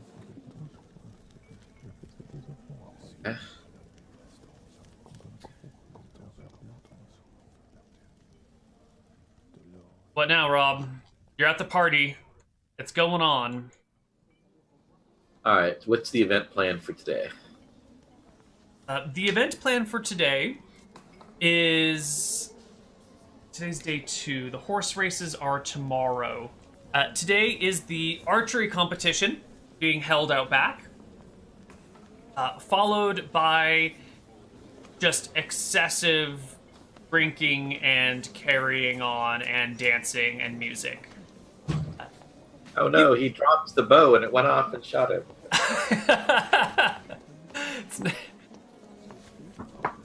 Well, you always have the safety engaged. Mm-hmm. You're getting the impression as you're listening to these people that despite their proper attire, this is the frat boy and sorority girl event of the season. That's what I was. Yeah, this is definitely the, hey man, let's see how many shots we can do and still hit the bullseye sort of party. This is the irresponsible college children, someone's gonna get themselves hurt party.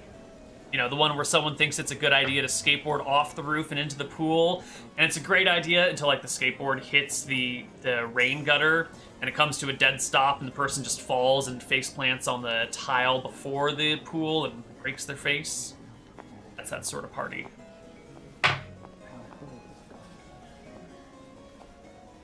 Alright,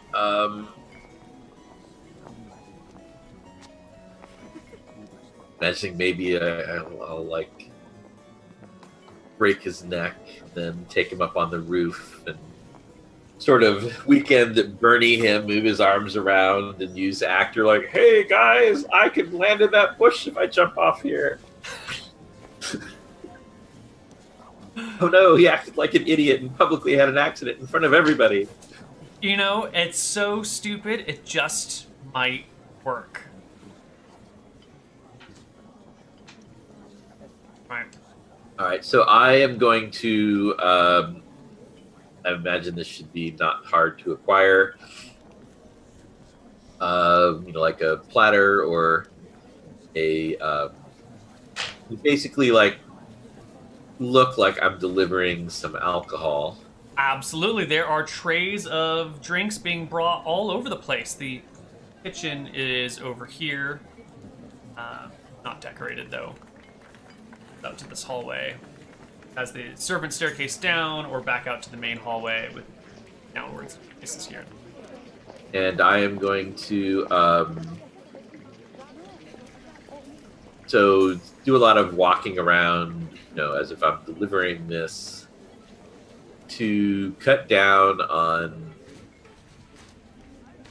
the possibility of being recognized or not recognized. I'm going to obviously avoid any other Finkelstein servants. Mm-hmm. And I'm going to see as I'm going about if there are any storerooms, or I'm guessing they must have a lot of storerooms and things like that. Yeah. So this door before you here is the wine cellar. It's actually on the 3rd floor. That's a strange cellar. Super strange. And through the wine cellar is the pantry. Actually, the pantry sits between the wine cellar and the kitchen. And the only way to it is through one of those two places. I'm looking more for like a storeroom where they keep the Christmas decoration. So you want to go down to the basement level. Yeah, I'm looking for storerooms that nobody's going to poke their head into. Well, down in the basement, which is accessible through the outside, you got to go out the back of the estate to get down here. There are quite stores of supplies. This place is loaded with all sorts of stuff, including a large handcart filled with ice. This has all the supplies you could need for a large party, and stocked thoroughly. All right. Well, like I said, I'm looking for a storeroom that no one is likely to access. It doesn't have anything needed for the party. Oh. Like where they keep the old report cards from when he was in 3rd grade, where his macaroni pictures, mom's wedding dress, blah blah blah. There is a separate storeroom outside of the main building, over by the stables. You can get directed to it. There is a large building over there, maybe 55 feet by 35 feet or so, that has sort of like all the storage of things that you don't want at the estate itself. All right. Basically, I'm looking for a place where I figure I'm much more likely to run into trouble during the day, and that I can't really pull anything off during the day. I want evening, when it's darker, people don't recognize people from as far away, and people will be good and drunk. There won't be as many people around. Basically, I want to, I think, wait until after dark, when a lot of the servants have gone back. Okay. But This there is still might be some around because they want people to, still bring them wine or something. Yeah, this is a good place to stay then, because this over here is our extra off-site storage facility. The Dudleys, the groundkeepers, live nearby, and I forget the groom's name off the top of my head. James, the groom, the old man, whose job you might have been able to take, lives over here. And to the north are stables here, some pasture ground for the horses. All right, I will dash myself over there. All right. And you wait till evening. Yes. And I make sure I'm well hidden. Of course. Just standing in the middle of the place. So while you are well hidden, you're hiding out in this large warehouse. How many trysts happen, which I have to sit through awkwardly? You have to sit through at least one awkward tryst here. Because sure enough, a pair of nobles are coming over. Dudley's wife. No. He's so formal. What it is, though,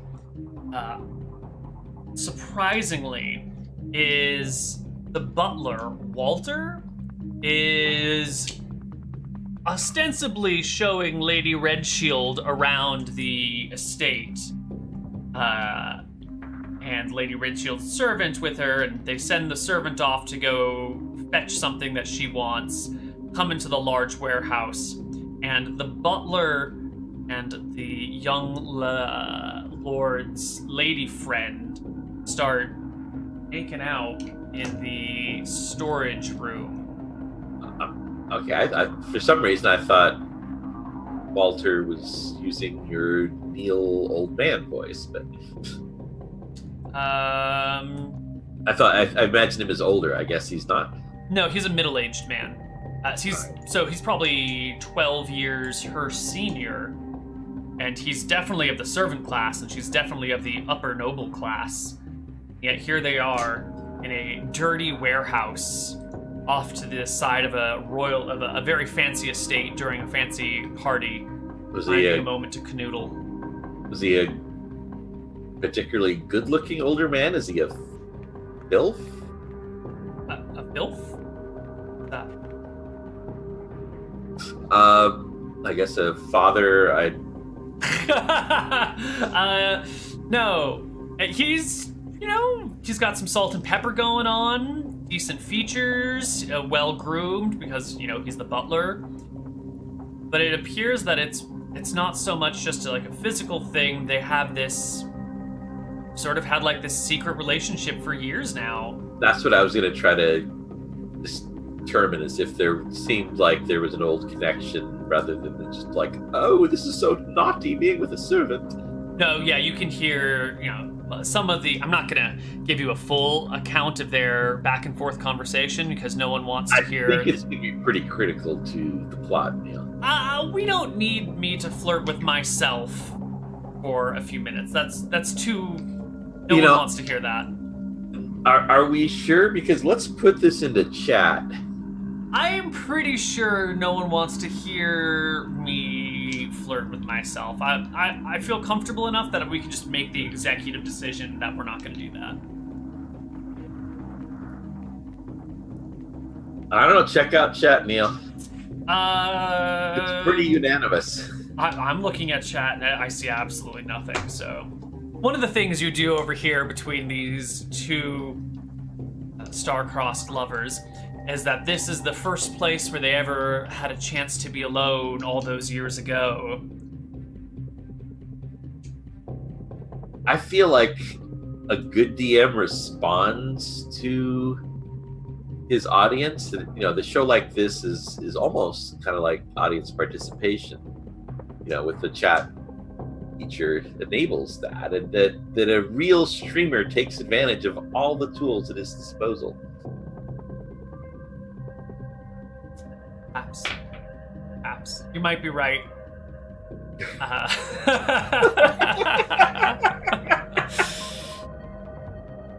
So they're hanging out in the warehouse, and she's saying things like, "Oh, Walter, when will you leave the Droopers? You know that you were to be my personal butler. We wouldn't have to go through the charade. You would be together all the time." He says something back like, "No, they would get suspicious. One day you'll have to take a husband, and I don't think I could live in your house if you were to be married to another." Her reply is something to the effect of, "Nonsense. You know that a marriage is just a political arrangement.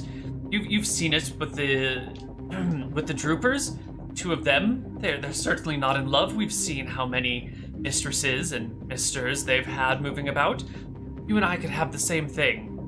Walter says, No, milady, I can't. My ancestors would be so ashamed of me if I were to do that. I must live out my life here with this job, but you will be my sole relief from the days of weariness serving these wonderful people. I look forward to each and every party. Let us have that together. Let us just have the joyful bliss of seeing one another every so often.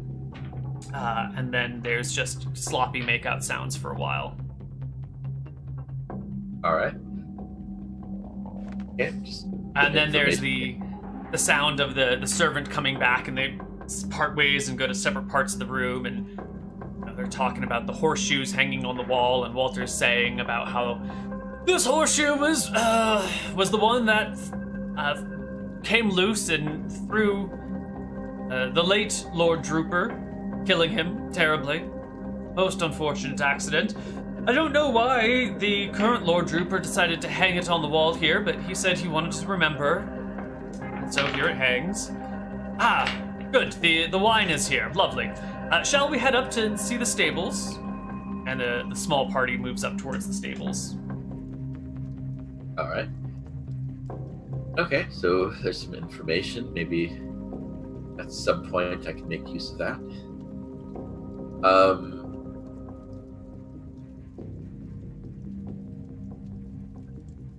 All right, Rob. Uproar. So I spend, kill time here until party is well going in the evening. I'm sure that's when everyone's, at peak drunkenness and everything. And then I'll sort of do another reconnoiter. I get used to, just seeing what's going on. So this is in the evening? Right. In the evening, the party is in full swing. Everyone is in the ballroom. And they're all dancing about not in costumes, but in formal attire, although you can see that some of the gentlemen have unbuttoned their top button, for shame, and taken their hats off.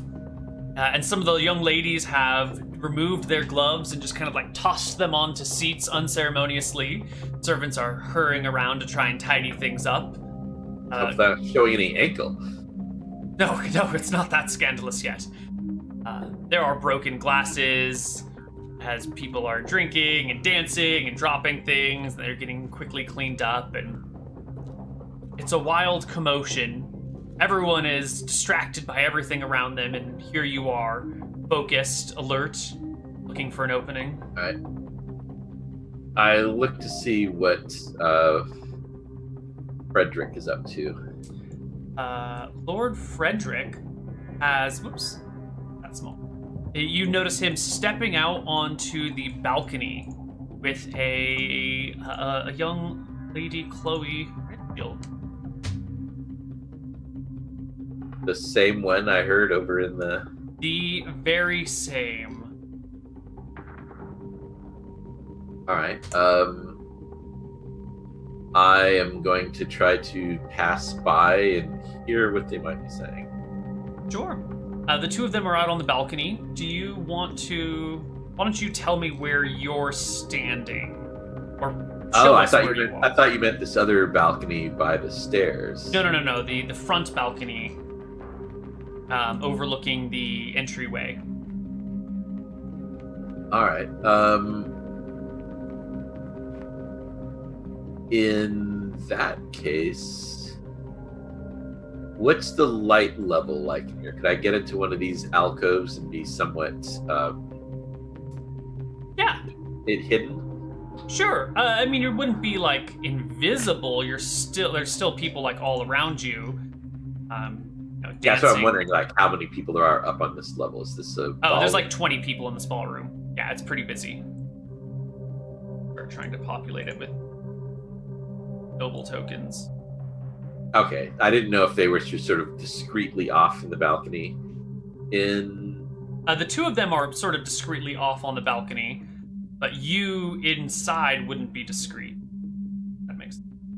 All right, so are these stairs? It looks stairs are down below. Yeah, right there, those are stairs that head up a little bit towards the baths. What goes down below the balcony? The stairs out here. Yeah, like if I wanted to be on the grounds below where I could be hidden, hear what they say. Yeah, we can bring you down a floor lower. Balcony would be right there. Those columns in front of you reach up to help support the balcony above. All right. Can I be hidden back here and here okay? Absolutely. Are there people out in this yard, or is No. Everyone's up on the second floor. All right. Yeah. So I'm gonna hide myself here and try to listen. It seems that the young Frederick has a thing for this Lady Redshield and is trying to convince her. I should rob pen and ink. Oh well. And is trying to convince her that the two of them would make a formidable partnership. Down the road, of course. He's not quite ready to settle down with anyone, but in 10 years they could, maybe in 5 years they could get married and join their houses, and he's gonna need a good wife, and she's got a good head on her shoulders, and his family is higher in status than hers, so it would do well for her to climb the ranks. You can hear her going, Boy, he's a charmer. Yeah, no love between these two. And you can hear her sort of like hemming and hawing and trying not to directly answer the question while she thinks about as she puts it, the consequences of these actions. Okay. They're up there for a while. All right, so I'm gonna listen to this. I'm trying to get a sense of how she speaks, of how he speaks, the verbal tics of little turns of phrase they might have, vocabulary, things like that. Yeah. Yep. Give me a just sort of check would that be. I want something from you to properly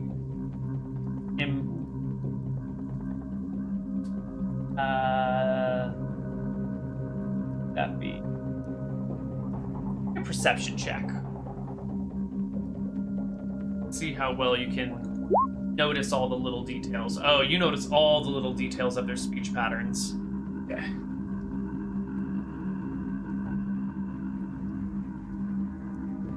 I hate to put a rush on this, but we don't have a lot of time left today. Yes. I'm going to go now to look for a room that has a desk or something. I'm looking for pen, ink, and paper that I can swipe. Pen, ink, and paper. There's probably pen, ink, and paper in the library. That would be easy to get to. All right, I head to the library. Right. We bring you to the library. That is not the library. That is the basement. This is the library. Okay. At this time, there is nobody in the library. It's just you up here. And sure enough, you do find some pen and paper. There's a small, like, little book checkout, honor system, of course, on one of these tables nearby with a few pages and who took what book out of the library on what date and did they bring it back, sort of thing. All right. So very quickly, since we're on a limited time budget, I shall.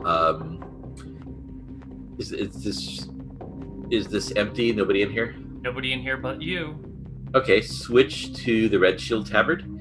I'm going to write out a note. It is going to say, Frederick, I've been thinking about your offer, and perhaps it is the wine speaking, but before I can consider it, I must know a bit more about how to make some sort of flirty-ish here. About what I'll be getting into, or what will be getting into me. Meet me at, you said there was a hot bath and the cold baths.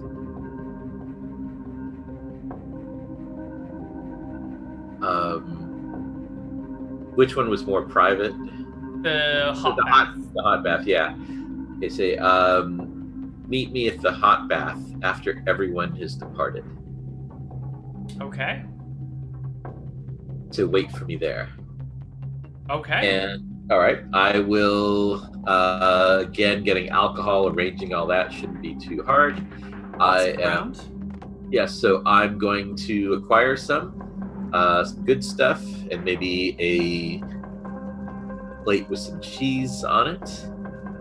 And I am going to go ahead and poison the wine bottle. The whole bottle? So if you're going to poison... Be diluted? Right, so if you want him to get the full double dose, he needs to drink all of the fluid. So if you mix it with the wine bottle, he'd have to drink the whole bottle to get the effects of it. Alright, so I won't poison it yet then. I am going to find a place to kind of sit out, let things start to die down. Wait till people have departed. Actually, I'm going to wait until people have departed. The servants have gone. People have returned to their rooms.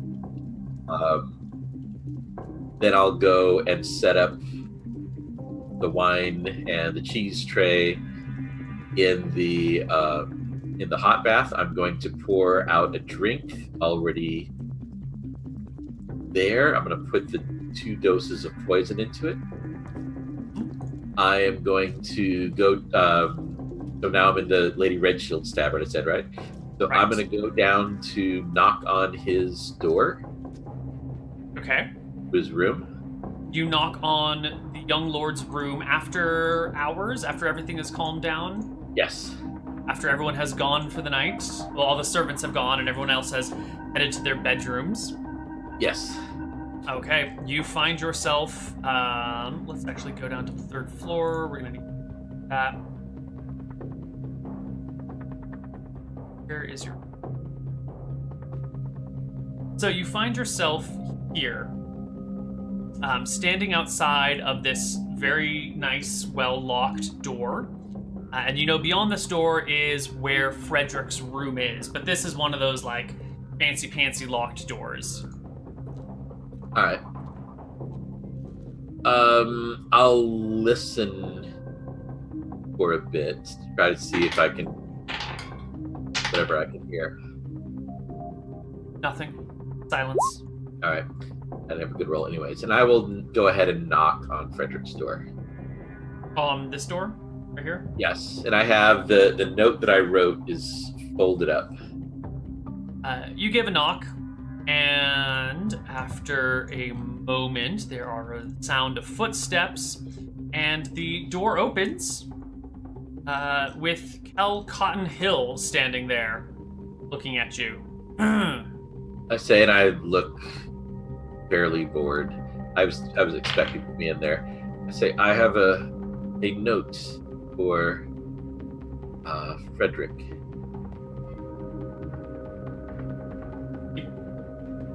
reaches out a hand.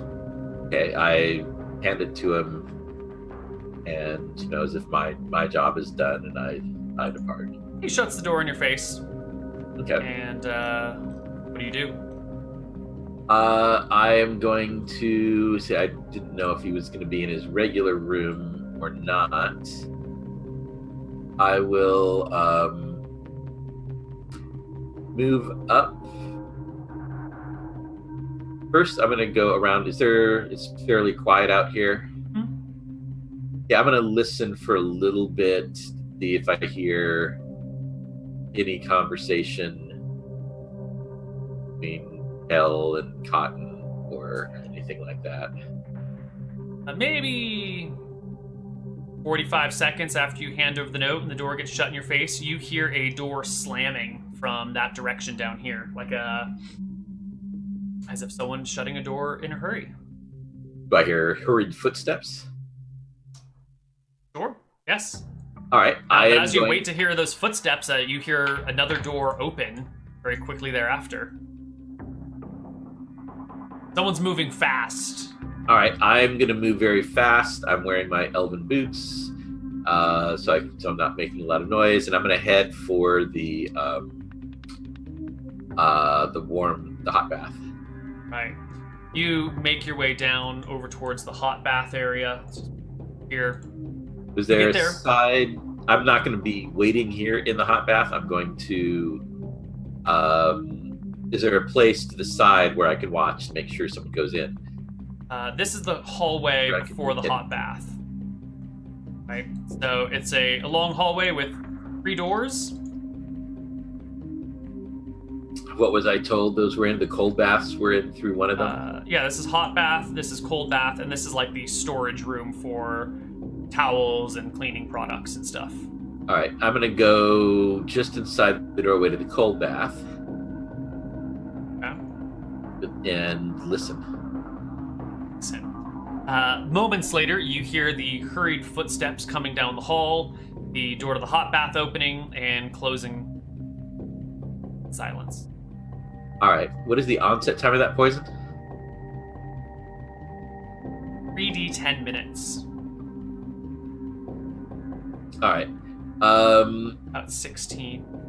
Yeah. So I'll wait, say 30 minutes, and then I'll go listen outside the hot bath. The poison's not in the hot bath? Is it? You have your plate, you have your wine and cheeses on you right now, yeah? No, I set that up in the hot bath. Okay, I remember I poured out a glass of wine. That's got the poison in it. Okay. So that it would all be set, the glass of wine with the double. So there's a glass of wine and a bottle of wine, and the glass is already mixed with poison, yeah? Yes, so there's a glass of wine already poured for him. Okay. Now comes the all-important roll. Does he pour himself a fresh glass of wine, or does he just pick up the existing glass of wine and drink it? Let me take a look at his stats for a moment. We're gonna call this a insight check on whether that's close. No, yeah, it's a wisdom check. It's a regular old wisdom check. Is he the sort of person who finishes somebody else's drink? Or takes a drink that's just sitting out there? Right. Standing outside the door to the hot bath. Do I hear anything? A perception check.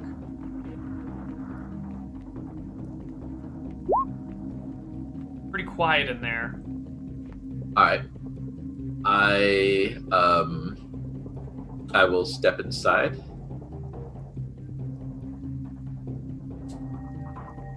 Okay. You step inside, and sure enough, there is Frederick Drooper. He is sitting on a bench, a bottle of wine next to him, a plate of crackers and cheese, and his head is slightly drooped to the side. All right. Does he seem to be under effect of the poison? I gave him a double dose. You did give him a double dose. Is that glass been drained or not? There is an empty glass beside him. Let me open the character sheet. You gave him a double dose, right? That Yes. increases the DC.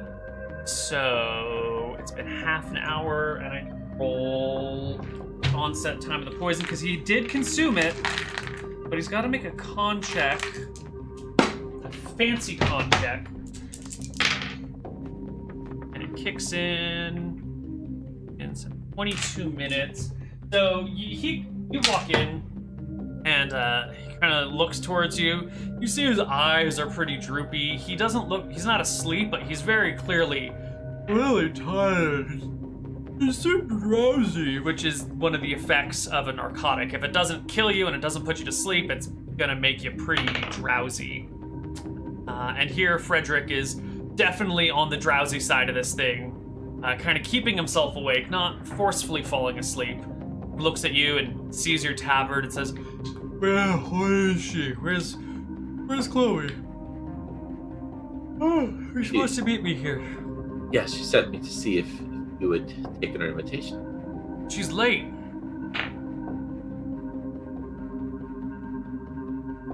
I give a smile and say, whenever a lady arrives is on time. Fine. Tell her I wait for her here.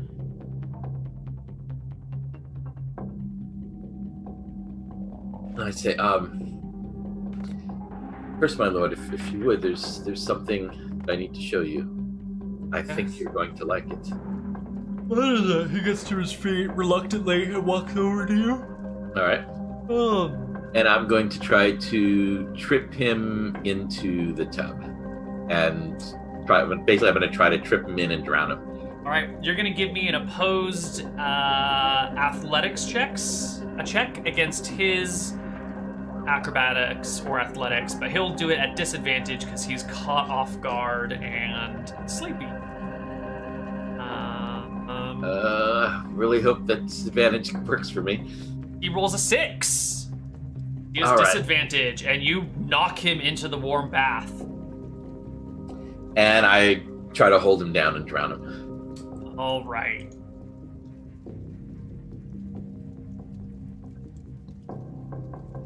Let's just take a quick look here. Swimming and suffocating. Character has... The whole time they can hold the breath is cut in half. So he is flailing. He can hold his breath for 3 minutes. So he's got 8 con. Hold your breath for a number of rounds. No, a number of minutes equal to your con mod minimum 1, right? Yeah, should we cliffhanger this? We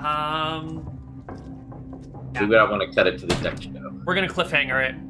When we come back next week, we will see if this is gonna work or not. That's it for this week's Assassin. We will be back next week, and then I believe we're gonna be off then 2 weeks after that. So, I'll see you around. Any final words, Rob? I guess I'll see you all, same assassin time, same assassin channel, for a really old Batman reference that probably nobody else got. So I'm not sure why. Same bat channel. We'll get that, right? Okay. Yeah. Who doesn't get that? I don't know. That's it for us. All right. Goodbye.